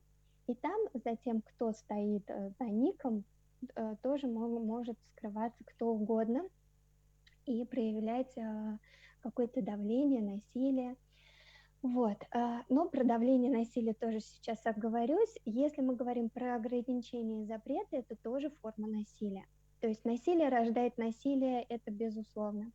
Поэтому здесь нам нужно сделать так подход к детям, который будет обходить насилие, ограничения, но помогать ребенку вот за ручку идти в этот мир. Мы сами обучаемся, мы обучаем детей. Если мы не знаем, мы обращаемся к экспертам. Дети очень хорошо идут на контакт с молодыми преподавателями, с тем поколением, которое им близко, и тогда они слышат, тогда получается работа эффективна. Вот. И, скорее всего, сегодняшнее выступление я, наверное, сделала с акцентом на то, что мы первичны. Мы задаем тон, как ребенок будет жить в мире. И то, что вот эта виртуальная реальность стала уже частью нашей реальности, нам необходимо быть в курсе, что там творится, обращаться за помощью и помогать ребенку. Где-то показывая свою уязвимость, где-то показывая свое незнание. Но жесткая позиция и контролирующая позиция взрослого, она только вызывает сопротивление ребенка. Поэтому нам нужно понимать, на какой почве мы кладем наши правила, наши желания помочь. Если там нет доверия, а мы просто приводим список правил как надо, у нас ничего не получится. Первое, что нужно, это удовлетворить потребности ребенка, быть с ним. Ну вот с такой, наверное, психологической точки зрения я хотела свое выступление построить. Очень интересное мероприятие, которое проводится, очень интересно посмотреть на сайты информационные, которые делаются, потому что детям сейчас информация, конечно, заходит больше визуально, где-то аудио, если это сделано в виде анимации, то это, конечно, очень здорово, но в этот момент нужно быть рядом с детьми, нужно потом вместе это обсудить, а не так, что просто вот просмотрел, я свою галочку выполнил, свою там, обязанность Анастасия, и все. Вот. Анастасия Викторовна, спасибо большое. Если есть будут вопросы, я обязательно до конца круглого стола. Да, мы обязательно перейдем к обсуждению. У нас прямо вот время предусмотрено для этого. Ваше выступление действительно очень интересно, потому что вы позволили нам посмотреть на эту проблематику совершенно с иной стороны.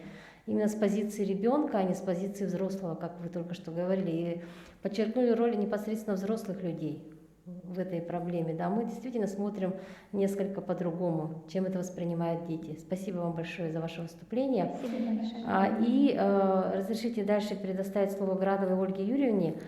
Здесь совершенно другой будет подход ее выступления. Она является членом исполнительного комитета Тверского регионального отделения Ассоциации юристов России. И она расскажет о проекте «Правовое просвещение несовершеннолетних по вопросам безопасности в сети интернет», что тоже немаловажно. Ольга Юрьевна, вы на связи? Вот пока тишина. Ольга Юрьевна, ну, на самом деле очень интересный опыт, но если Ольга Юрьевна, значит... Вы на связи, все прекрасно. Здравствуйте, коллеги. Очень приятно присутствовать на таком мероприятии, что приглашены специалисты разных отраслей. Это и психологи, и специалисты IT-сферы, и педагоги, потому что проблема действительно требует комплексного подхода. Ассоциация юристов России, Тверское региональное отделение на средства регионального гранта реализовала в 2019 году программу «Безопасность сети интернет». Выбрана была у нас группа благополучателей, наиболее социально незащищенные дети. Это дети, которые находятся в социально-реабилитационных учреждениях, которые находятся в школах-интернатах. Конечно, им требуется наибольшее внимание оказать, потому что нет рядом родителей, которые могли бы что-то подсказать или помочь. И тематика нашего проекта была в первую очередь направлена на то, чтобы дети могли не только этот материал услышать, это такая у нас была тематическая лекция-беседа, но и на практике тут же проверить, насколько эти знания усвоены детьми. Для этого была организована квест-игра, в которой они уже смогли применить полученные знания. Квест-игру проводили студенты юридического факультета Тверского государственного университета, что, конечно, позволило максимально приблизить, это и возрастная категория, которая проводила эти мероприятия, и слушатели, участники мероприятия, это и доверие было установлено больше, ну и вовлеченность так, практически ровесников позволила наибольший контакт установить. Хотелось бы отдельно остановиться на тематике. Сейчас все слушатели, да, предыдущие говорили о безопасности в сети интернет с той позиции, какие права детей могут быть нарушены в сети. Да, это груминг, это фишинг, это кибербуллинг. Но мы, как юристы, рассмотрели этот вопрос немножечко шире. И второй блок нашего тематического мероприятия был посвящен ответственности в сети интернет, что сами совершеннолетние по нашему законодательству уже могут стать нарушителями закона и вольно или невольно своими какими-то неаккуратными комментариями, размещениями информации запрещенной там, могут стать нарушителями, могут стать преступниками. Вот здесь очень важно говорить не только о тех правах, которые могут быть нарушены злоумышленниками в сети, но и говорить об ответственности детей, об ответственном поведении. Конечно, лозунг у нас был такой наших мероприятий, что пространство виртуальное, но ответственность реальная. И это надо понимать, на этом тоже надо делать акцент. И не забывать как бы, такую тематику тоже проводить среди детей. Сейчас она наиболее актуально стало, да, с учетом призывов несовершеннолетних там, совершать противоправные действия в сети. Дети должны об этом знать.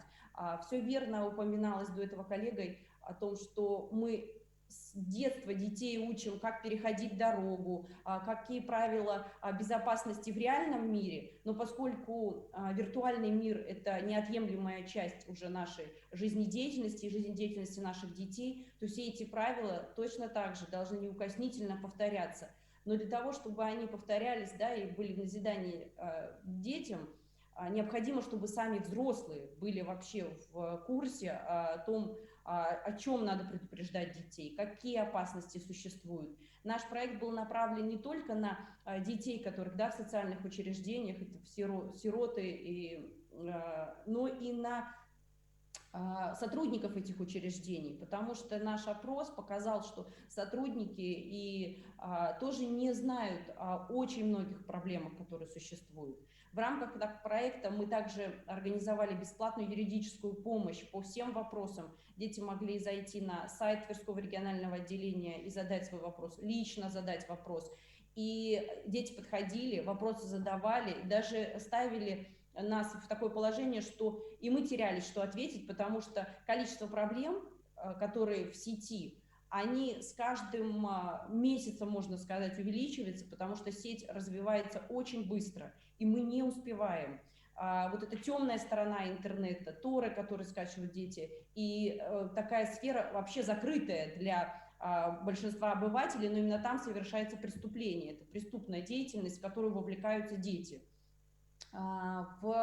Перед проведением проекта у нас перед каждым мероприятием проводился интерактивный опрос с помощью такой системы Plickers. Это, кому интересно, могут ознакомиться.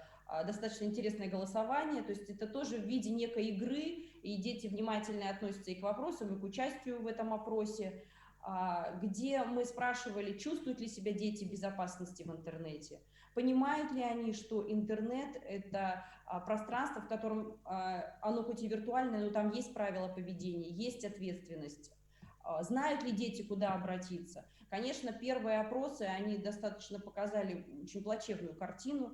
Мало того, что дети не знают, куда обращаться, если что-то их насторожило в сети или какую-то опасность они почувствовали, есть еще такой момент, что они не хотят обращаться. Они не хотят обращаться к взрослым, но, возможно, это связано с категорией детей, которая была нашими слушателями.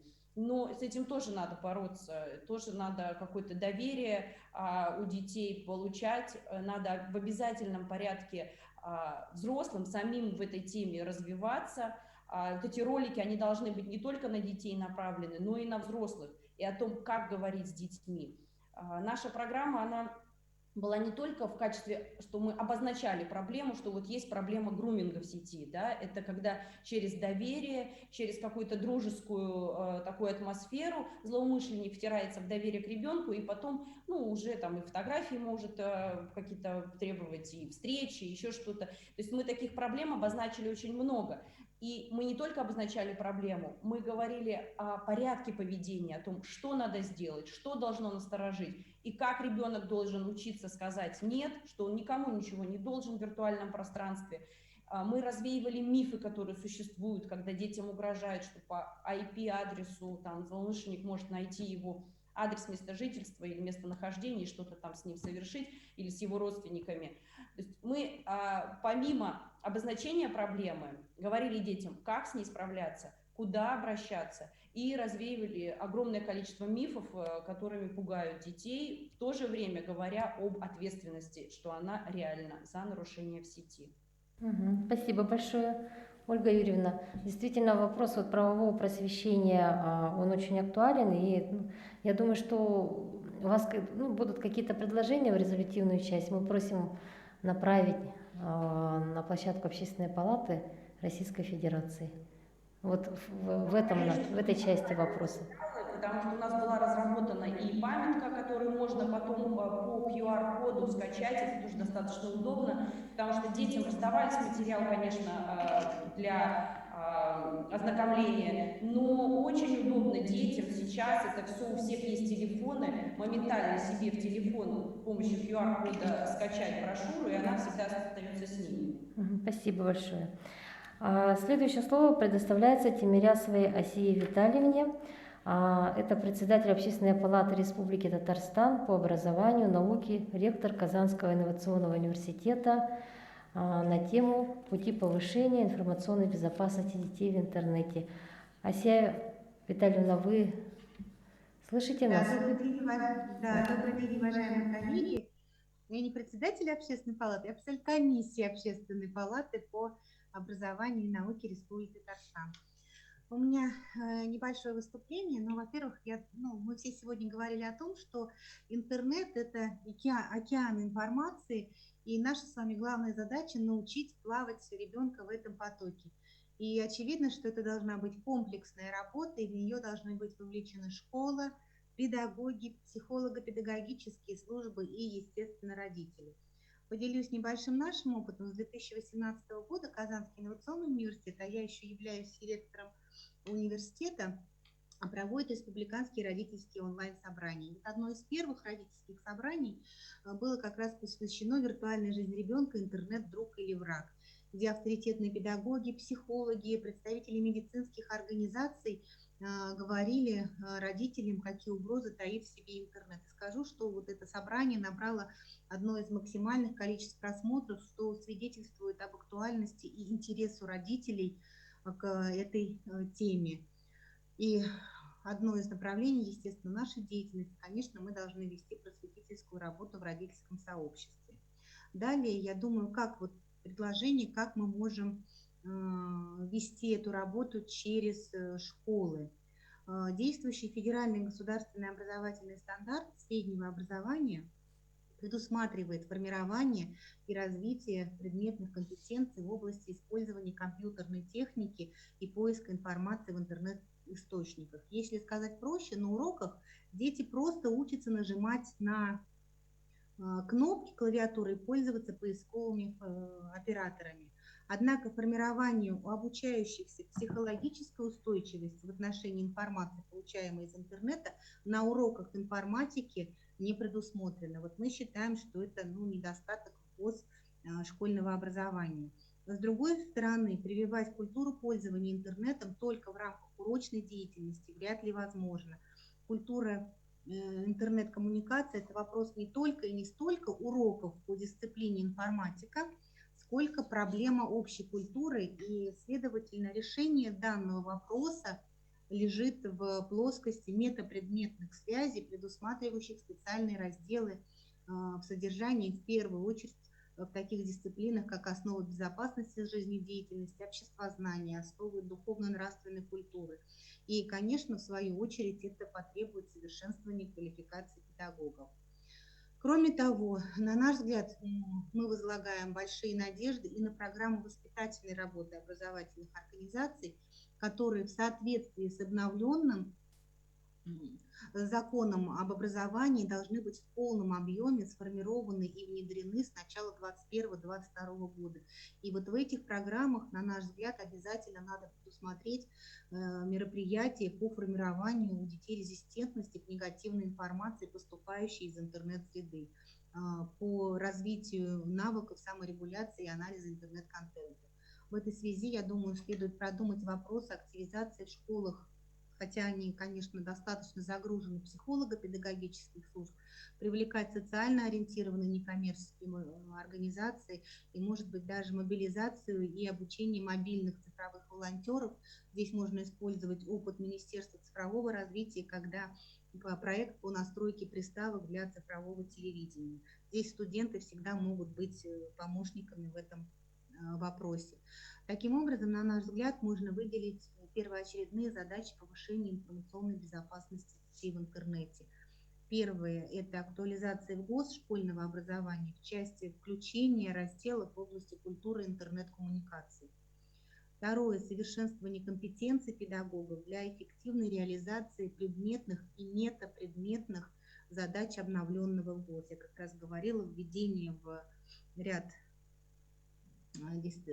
предметов этих компетенций и включение в воспитательную работу школ мероприятий, направленных на обеспечение рационального и безопасного поведения при пользовании интернет-ресурсами, с использованием потенциала психолого-педагогических служб, социально ориентированных предприятий и такое название дала мобильных волонтеров, привлекать волонтеров, которые могут, в том числе и студентов. Спасибо, просвещение родителей. Спасибо большое. Очень интересно. Мобильные волонтеры – это вот из числа студентов, да? Ребята привлекаются? Да. Вот, Я говорю, что можно воспользоваться опытом Минцифры. Помните, когда все переходили на аналоговое цифровое телевидение, как раз-таки Минцифра очень активно использовали волонтеров, в том числе и студентов, помощь по переключению. Здесь можно вот этот опыт использовать и при работе по Спасибо, Асия Витальевна. интернет-безопасности. Спасибо. И у нас еще из заявленных выступающих осталась Дармаева Аюна Борисовна. Она тоже является психологом и общественным экспертом комиссии по вопросам здравоохранения, семейной политики и социальной защите. Тема выступления «Как защитить детей в сети». Аюна Борисовна, вы на связи? Видите, у нас век цифровизации позволяет, несмотря на такие расстояния, с вами коммуницировать. Аюна Борисовна. Добрый день, уважаемые коллеги. Республика Бурятия на связи. Я представляю Общественную палату Республики Бурятия. Очень интересный круглый стол. Многие коллеги рассказывали очень интересные вещи. И я хотела отметить, что мне очень нравится то, что, оказывается, мы все, это очень радует, работаем все практически в одном направлении. Практически все докладчики, выступающие ранее, говорили о том, что необходимо все-таки в первую очередь это родительское просвещение, да, необходима работа с родительской общественностью для того, чтобы наши дети были в безопасности, когда они находятся в сети интернет. Я хочу очень кратко представить вам свою презентацию, где там мы описываем, какие угрозы несет интернет. Вообще я хочу сказать, что Министерство здравоохранения, Министерство образования Республики Бурятия очень тесно взаимодействуют, и на протяжении уже многих лет проходит такая большая межведомственная акция, она называется «Единый родительский урок», когда в один день все школы Республики Бурятия проводят определенное тематическое родительское собрание. Также, конечно, практикуются и республиканские родительские собрания, городские, районные родительские собрания, куда выезжают рабочие группы, в которых представители различных специальностей, да, это и педагоги, и психологи, и врачи. Ну и сейчас вот немножко о том, как защитить наших детей в сети интернет, какие угрозы, да. Конечно, замечательно, да, мы все об этом говорим, о том, что интернет это огромное достижение, да, которое несет нам очень много удобств, возможностей, да, но тем не менее я прошу, вот я сейчас подключу презентацию. Так, и вот этот слайд сразу. Да? Я предлагаю посмотреть результаты исследований, которые представил Фонд развития интернета и факультет психологии Московского госуниверситета имени Ломоносова. Да? Мы можем видеть, как растет ежедневное пользование интернета с возрастом, да, если подростки 12-14 лет находятся в интернете ежедневно 89% своего свободного времени, да, то юноши 15-18 лет уже 96%. Да. Подростки и молодежь отмечают такие преимущества интернета, как обилие интересной развивающей информации, знакомства, общения, бесплатный доступ к разнообразным ресурсам и развлечения. Да. Они же, дети и молодежь, говорят о том, что есть отрицательные стороны интернета. Да. 38% молодых людей говорит о том, что да, существует такая угроза зависимости, да, есть потеря времени и отказ от живого общения, да, которые, что приятно, они расценивают все-таки как отрицательную сторону. Да. 28% подозревают, что есть возможность получения ложной негативной информации. Ну и также беспокоятся о своем физическом и психическом, видимо, здоровье. 19%, и 15% говорят о риске заражения компьютера вирусами и вредоносными программами. Да. Следующий слайд. Ну вот 17 августа 2020 года, да, мы знаем, что так называемое движение АУЕ стало вне закона, но тем не менее вот ВКонтакте есть такая игра, как тюряга.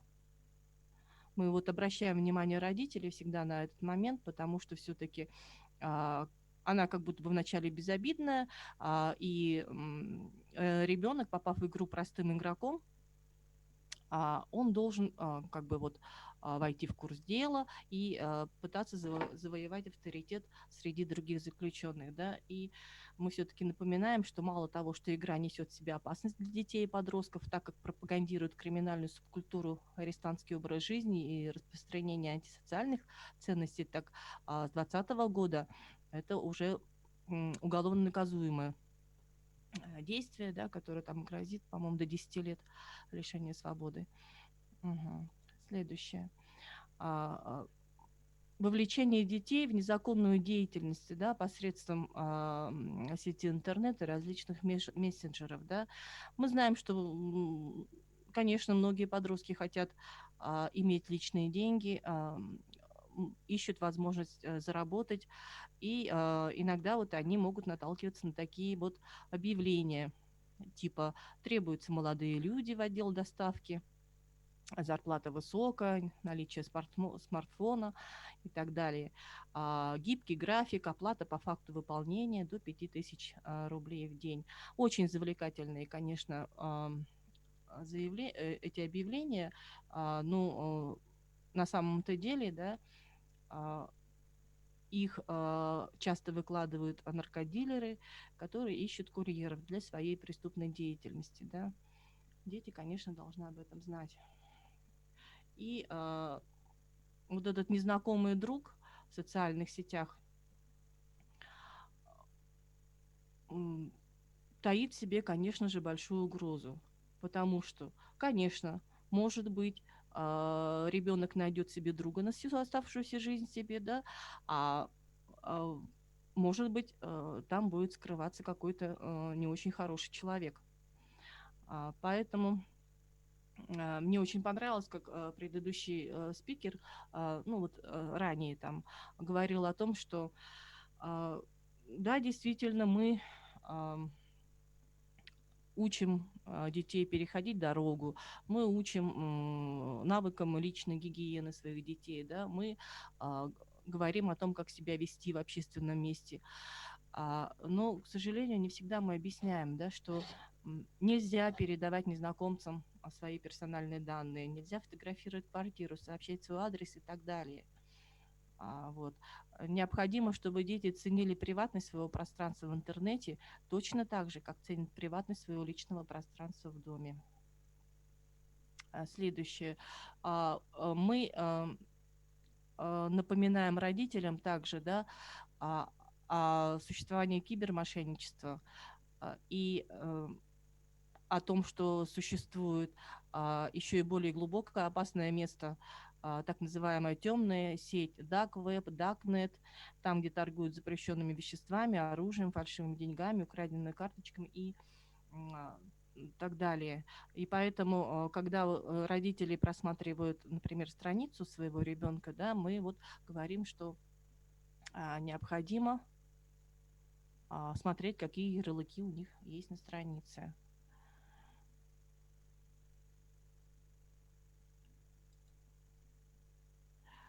О кибербуллинге тоже говорили уже сегодня, да. Это на сегодняшний день один из самых губительных типов онлайн-атак, последствия, которые имеют часто печальный исход, вплоть до парасуицидов и суицидов у детей. Так. И я здесь советы, которые мы предлагаем родителям, потому что родители должны помочь своим детям, потому что, ну, рано или поздно дети в соцсети встречаются, и необходимо родителям быть в курсе того, чем занимаются дети в интернете. Ну и для этого, конечно, ну, во-первых, необходимы крепкие эмоциональные связи между родителями и детьми, для того, чтобы ребенок доверял своему родителю, да, и выполнял те рекомендации, которые дает родитель, да, поэтому, конечно, необходимо четко объяснять детям, посещение каких веб-узлов является приемлемым, какими правилами нужно руководствоваться при пользовании интернетом. И еще раз говорить, напоминать о том, что не должны предоставлять никому информацию о себе в интернете. Вот, потому что, ну, не каждый человек, который увидит информацию, ну, будет хорошим человеком. Ну и для этого, конечно, необходимо быть всегда вот в контакте со своим ребенком, чтобы ребенок знал, как реагировать на действия других людей в интернете, чтобы дети всегда могли обратиться за помощью к своим родителям, да, если они получили, натолкнулись на какой-то агрессивный контент в интернете. Вот. И в помощь родителям, да, вот мы предлагаем такую памятку, что в ВКонтакте есть такая группа, как «Спасение детей от киберпреступлений», есть бесплатная горячая линия «Дети онлайн», электронная почта есть вот такая, ну и, конечно, бесплатный круглосуточный детский телефон доверия. Уважаемые коллеги, спасибо. Спасибо за вам внимание. большое. Ну и я еще раз, конечно, да, хочу сказать о том, что за физическое, психическое, нравственное здоровье своих детей в первую очередь, конечно, отвечают родители, и именно с ними необходимо проводить такую вот, ну, очень плотную работу. Спасибо за внимание. Спасибо, Алина Борисовна, что вы подчеркнули значимость роли вообще взрослых и родителей. Мы для того и, в общем-то, и проводим круглый стол. Он у нас звучит так, что информационная безопасность детей и родителей в сети интернет. Потому что мы понимаем, что говорить только об одних детях мы не можем, так как в современном мире и родители должны вовремя, как говорится, поспевать за нашими детьми. Время очень быстротечно, требования и вообще условия они меняются. Соответственно, сегодня за выступлением мы услышали достаточно такие содержательные темы и практики, которые существуют в регионах. Предлагаю сейчас перейти к открытому микрофону, к обсуждению. Уважаемые коллеги, уважаемые единомышленники, можно вас так, наверное, сегодня назвать. Есть ли желающие высказаться? Но только единственное, хочу напомнить по регламенту, так как мы должны постараться в конце круглого стола все-таки выработать какие-то рекомендации. У нас есть некоторые рекомендации, да, проект рекомендаций, которые на сегодняшний день мы возьмем за основу, но хотелось бы вот сейчас вот услышать, возможно, у вас будут еще какие-то предложения. Например, много прозвучало предложений в части того, что необходимо проводить работу по уроки медиабезопасности, цифровой гигиены и так далее. Это мы все для себя зафиксировали. Пожалуйста. Прямо можете там руку поднять, и мы вас подключим. Да, включите микрофон. Да.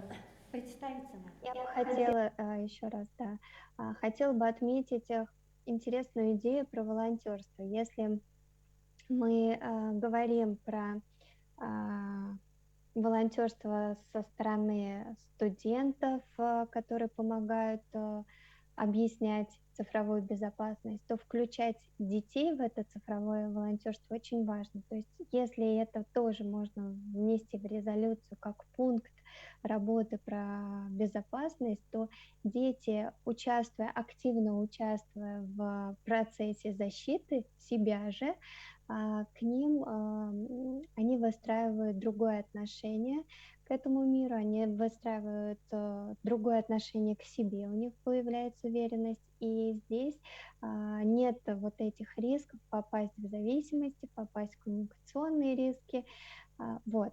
Поэтому вот эту идею я и себе записала. Это очень интересно, когда дети вот в социальном общении, особенно те, которые уже подрастающие, которым очень важно понять, что у них есть место в этом мире. Вот. Благодарю. Спасибо. Ну, мы знаем, что есть еще опыт создания кибердружин. Например, на Дальнем Востоке, насколько я знаю, в Приморском крае такая работа ведется. Ну и, наверное, в ряде регионов. Уважаемые коллеги, мы продолжаем наше общение, обсуждение, пожалуйста. Евдокия Ивановна. Лена Павловна, там вот была рука на экране поднятая. Ага. Вот видите. Алина Владиславовна, да, вот там руку тянут. Микрофон включите, пожалуйста, вас не слышно. Мы вас не слышим, только видим, что вы говорите. Включен микрофон. Не слышно? Слышно. Алло. Слышно. Слышно? Говорите. Уважаемые, Кондратьева Светлана Михайловна, член Общественной палаты Хабаровского края. Я очень признательна вам за то, что вы пригласили меня на этот круглый стол. Я столько познала многое, но учитывая то, что мы территориально находимся далеко, на Дальнем Востоке все важные, значимые фильмы, как правило, идут ночью. Мы уже неоднократно обращались, чтобы по телевидению фильмы стоящие вот именно транслировались в дневное время. Это раз. Теперь изъять из телепрограмм ТикТок, не давать распространению наркомании, суицида, порнографии. И очень мне бы хотелось отметить вот что. Почему-то историческое прошлое нигде не обозначается в телевидении. А вы знаете, мы вот, ветеранская организация, взяли, создали фильм совместно с Центром молодежных инициатив о 3 участниках войны. Мы показали их детство, трудное, притрудное, да, время, когда они воевали, и вот сегодняшний день. На премьеру этого фильма пришли эти люди вместе со своими женами, внуками, с детьми. И вы знаете, зал, в котором было очень много молодежи, после окончания этого фильма стоя аплодировал и нам, как создателям этого фильма. Почему? Потому что урок жизненный, который мы им преподнесли, он им запомнится надолго. А сейчас в фильмах, ну что такое? Жестокость в каждом фильме. Этого нельзя допускать. Телевидение, оно доступно каждому ребенку. Кровь, насилие, этого не должно быть. Ну и эти проблемы мы давно поднимаем. Мы даже во Всероссийскую организацию ветеранскую писали, чтобы даже на президента вышли. Но, к сожалению, наши мысли пока никто не хочет услышать.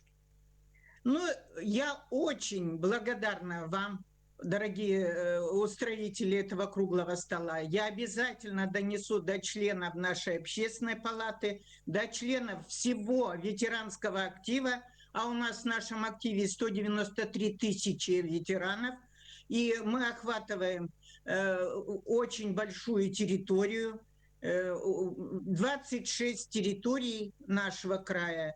Поэтому низкий вам поклон здоровья, счастья, успехов. И я надеюсь, что те знания, что мы получили, мы еще с вами будем связываться по интернету и просить помощи в случае необходимости. Я думаю, вы нам не откажете.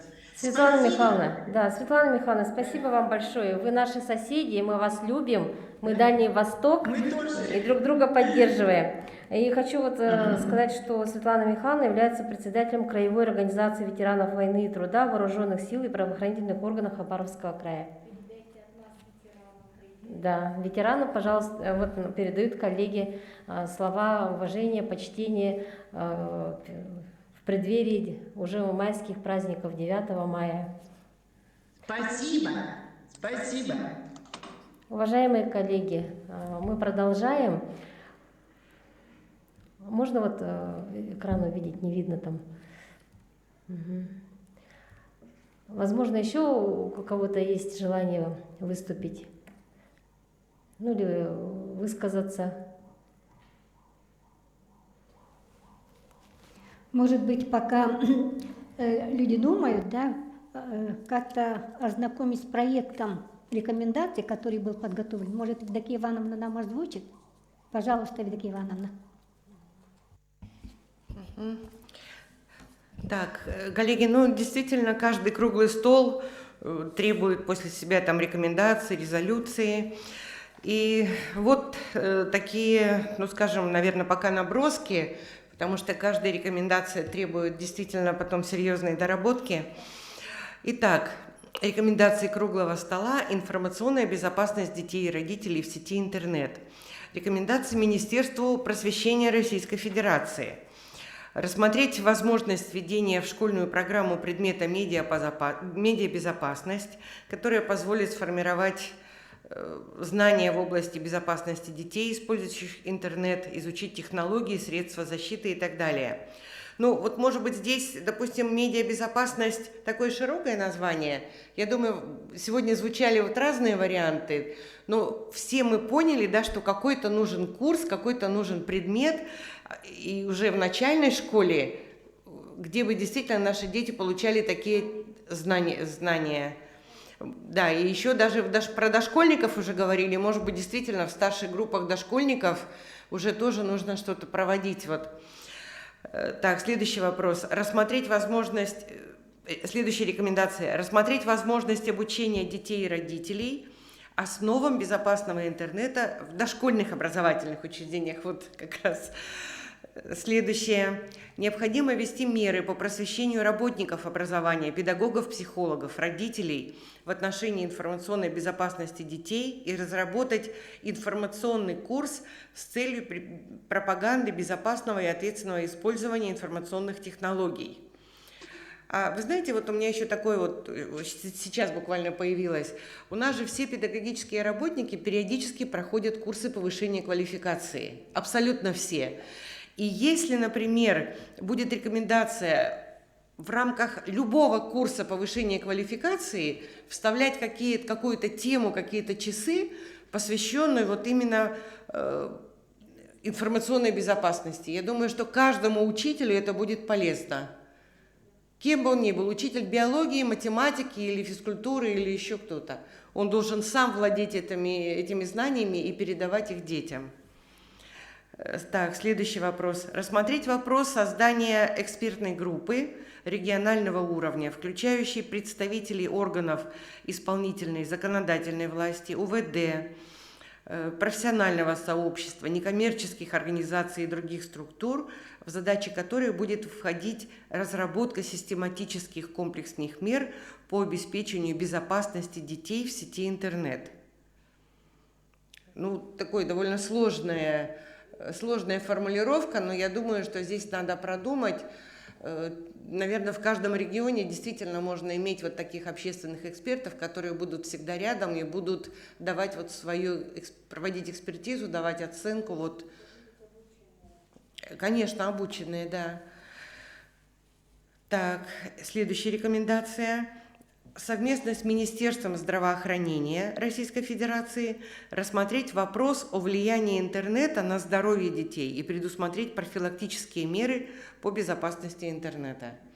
Ну, действительно, у нас врачи очень много дают советов, но как-то вот их обобщить и, может быть, какой-то вот комплекс выдать, чтобы действительно он был в широком доступе и могли и родители воспользоваться, и педагогические работники, и все, кто вот с этим связан. Рекомендации в адрес Министерства цифрового развития, связи и массовых коммуникаций. Первое. Ввести систематическую работу по реализации плана мероприятий, направленных на обеспечение информационной безопасности детей на 2021-2027 годы. Мы сегодня уже говорили об этом плане, он действительно очень важный. Следующая рекомендация. Предусмотреть проведение федеральной площадки по обмену опытом по реализации этого плана, о котором сказано было выше. Ну, действительно, вот сегодня был обмен опыта многих регионов, это действительно было очень полезно, и каждый для себя все равно сможет что-то взять, какие-то интересные идеи, мысли, даже если что-то подобное проводится. Поэтому, наверное, вот такая площадка, она действительно нужна. Дальше. Совместно с общественными организациями родителей проводить разъясняющие тематические встречи. Ну, наверное, вот как-то, да, Минцифры это или тут должны в этом помочь. Региональным органам исполнительной власти. Необходимо создание социальной рекламы на тему информационной безопасности детей, продолжить проводить различные мероприятия по проблемам информационной безопасности, усилить просветительскую работу с несовершеннолетними об ответственности за распространение вредной информации экстремистского, наркотического характера, обучать мерам защиты от вредной информации, активизировать просветительскую деятельность, направленную на информационную безопасность, привлекать к просветительской деятельности граждан, добровольцев и организаций для решения вопросов информационной безопасности детей и родителей. Я думаю, что здесь вот и волонтеров, как раз вот от тех волонтерских движениях, которые сегодня говорили, ну вот мы говорили об опыте в городе Якутске, где детское волонтерское движение стало началом привлечения взрослых. В Казани по-моему, говорили как раз о волонтерах, студентах, это тоже очень интересно. Немножко дополним, да, этот пункт. Следующие рекомендации. Повышать уровень компетентности родителей в области информационной безопасности детей. Ну, думаю, все мы тут, все педагогические работники, кто здесь есть, все об этом говорили, что, конечно, надо начинать с родителей, это действительно очень важно. Так, и здесь добавлены некоторые от руки уже рекомендации. Учредителям образовательных организаций проводить уроки соблюдения, цифровой гигиены в школах, в форме классных часов, интеграции в образовательные программы, разработку наглядных пособий и так далее.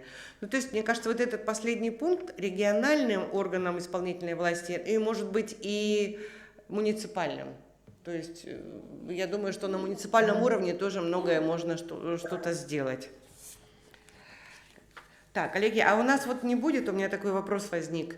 Очень много же зависит от представительных органов власти, в частности, в первую очередь от Государственной Думы, да, потому что вся законодательная база у нас формируется в первую очередь нашими депутатами, и затем уже депутатами на региональном уровне, ну и на муниципальном мы тоже, наверное, как-то можем помочь.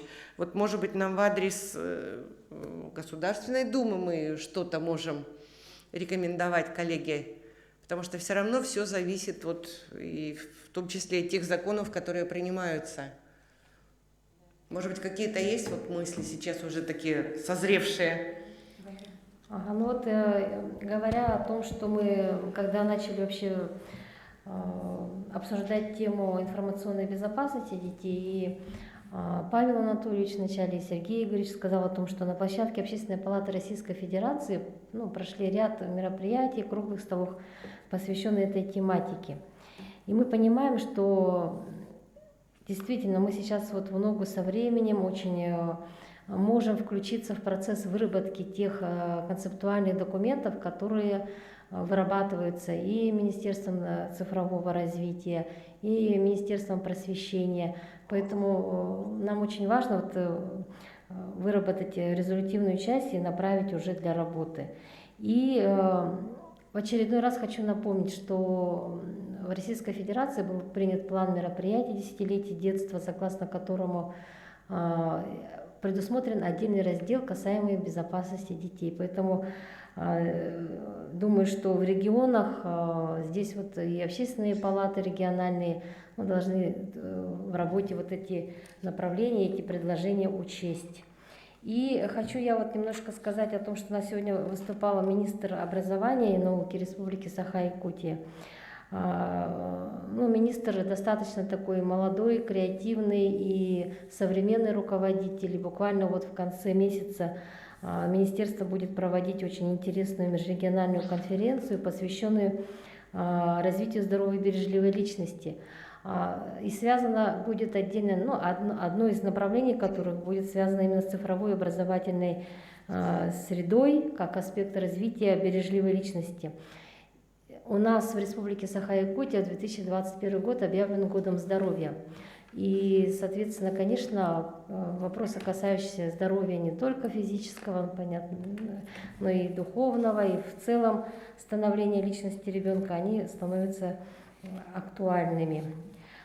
И у нас поступил ряд комментариев в ходе обсуждения. Я хочу их сейчас зачитать. От Вологодской области, от города Мирный, это у нас в Республике Саха-Якутия, Новгородской области, непосредственно Владимирской области, Липецкой области, Республики Коми, Екатеринбург, Свердловской области, Югры. Хочу поблагодарить Югру за то, что у них достаточно такая внушительная делегация была заявлена для работы.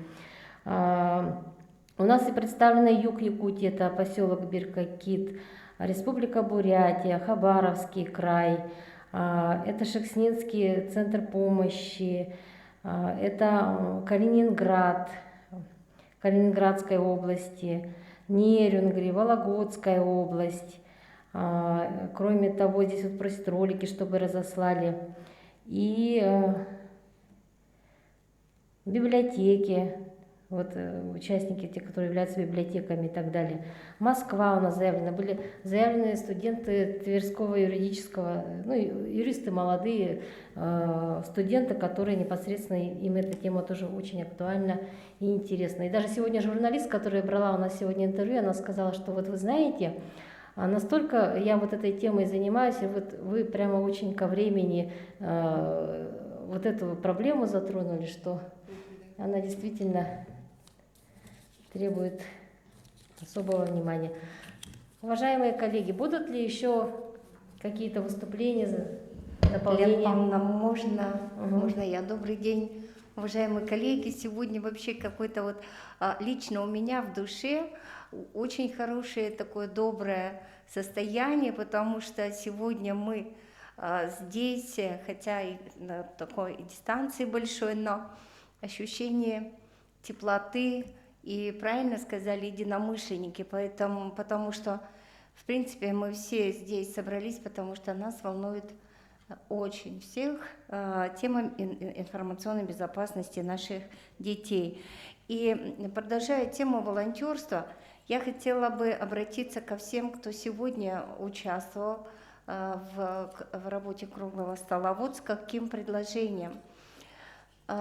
Каждый из нас является членом какого-то коллектива, каждый из нас является родителем детей, там, скажем, в классе, там сколько там может быть, да?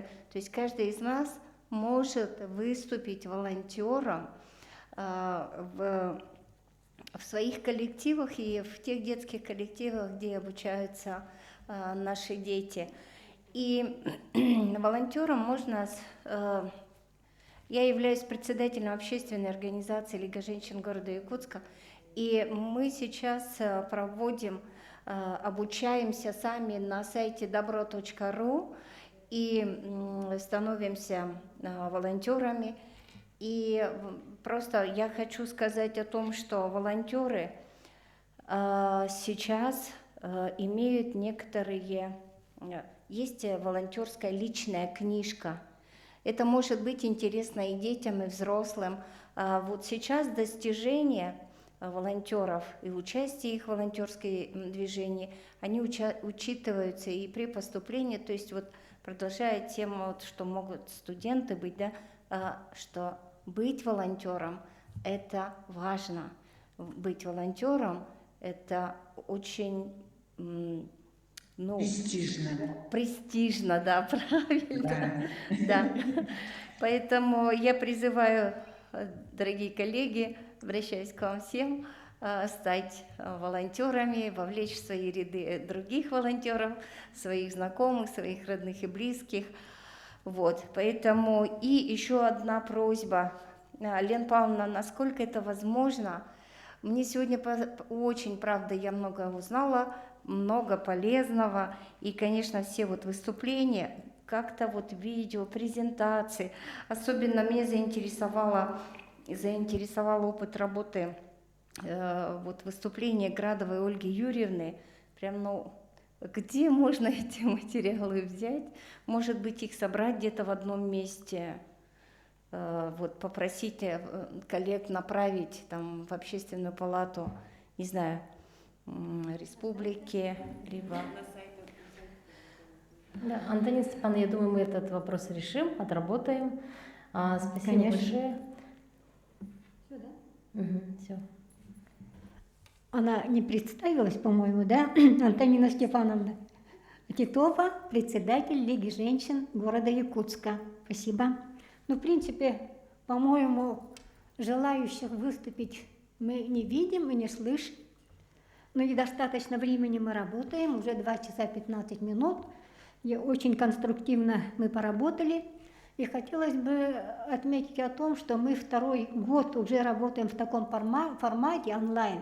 С одной стороны, может быть, не всем предоставляется возможность за короткий промежуток времени высказать все, что хотели, но с другой стороны, такой формат позволяет охватить очень много представителей, специалистов, общественников, которые хотели бы услышать конкретно информацию о практической работе.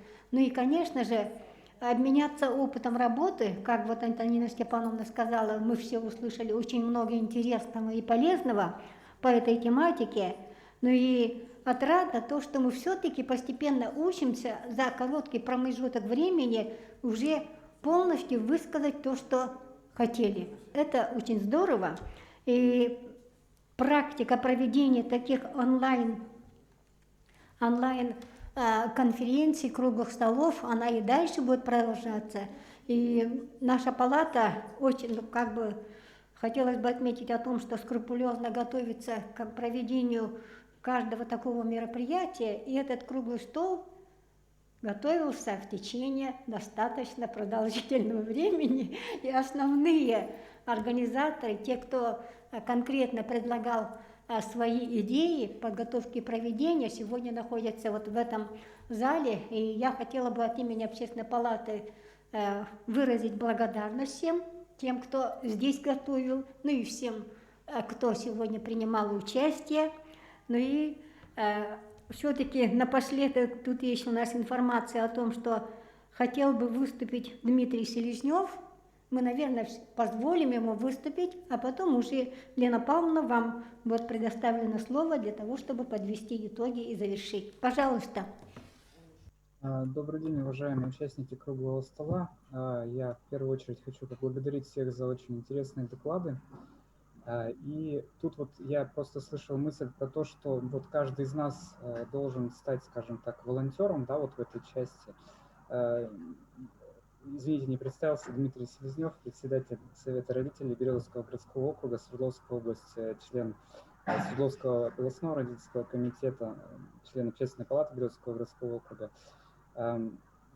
Значит, вот я хотел уточнить, какая форма, скажем так, вот волонтерства может быть приемлема в данном случае. Мы просто как родители, мы не являемся ни педагогами по образованию, как правило, ни каким-то профильным образованием не обладаем. Ну, например, я работаю программистом, поэтому какое-то представление о компьютерной и информационной безопасности имею.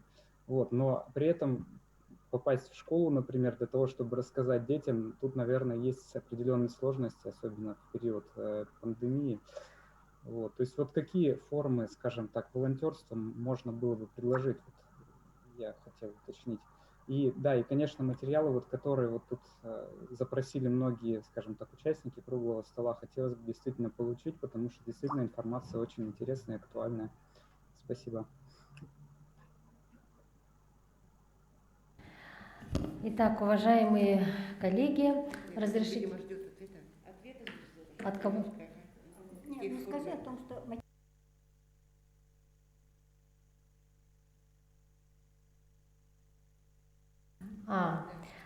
Ответ, значит, на вас лично мы выйдем и предоставим ту информацию, которая вас интересует. Так, ну, разрешите подвести итоги нашей работы. Поблагодарить вас всех за терпение. Мы понимаем, что все, что мы сейчас делаем, мы делаем это ради наших детей, нашего будущего. Поэтому единственная просьба, просим направить ваши предложения в резолюцию на электронный адрес.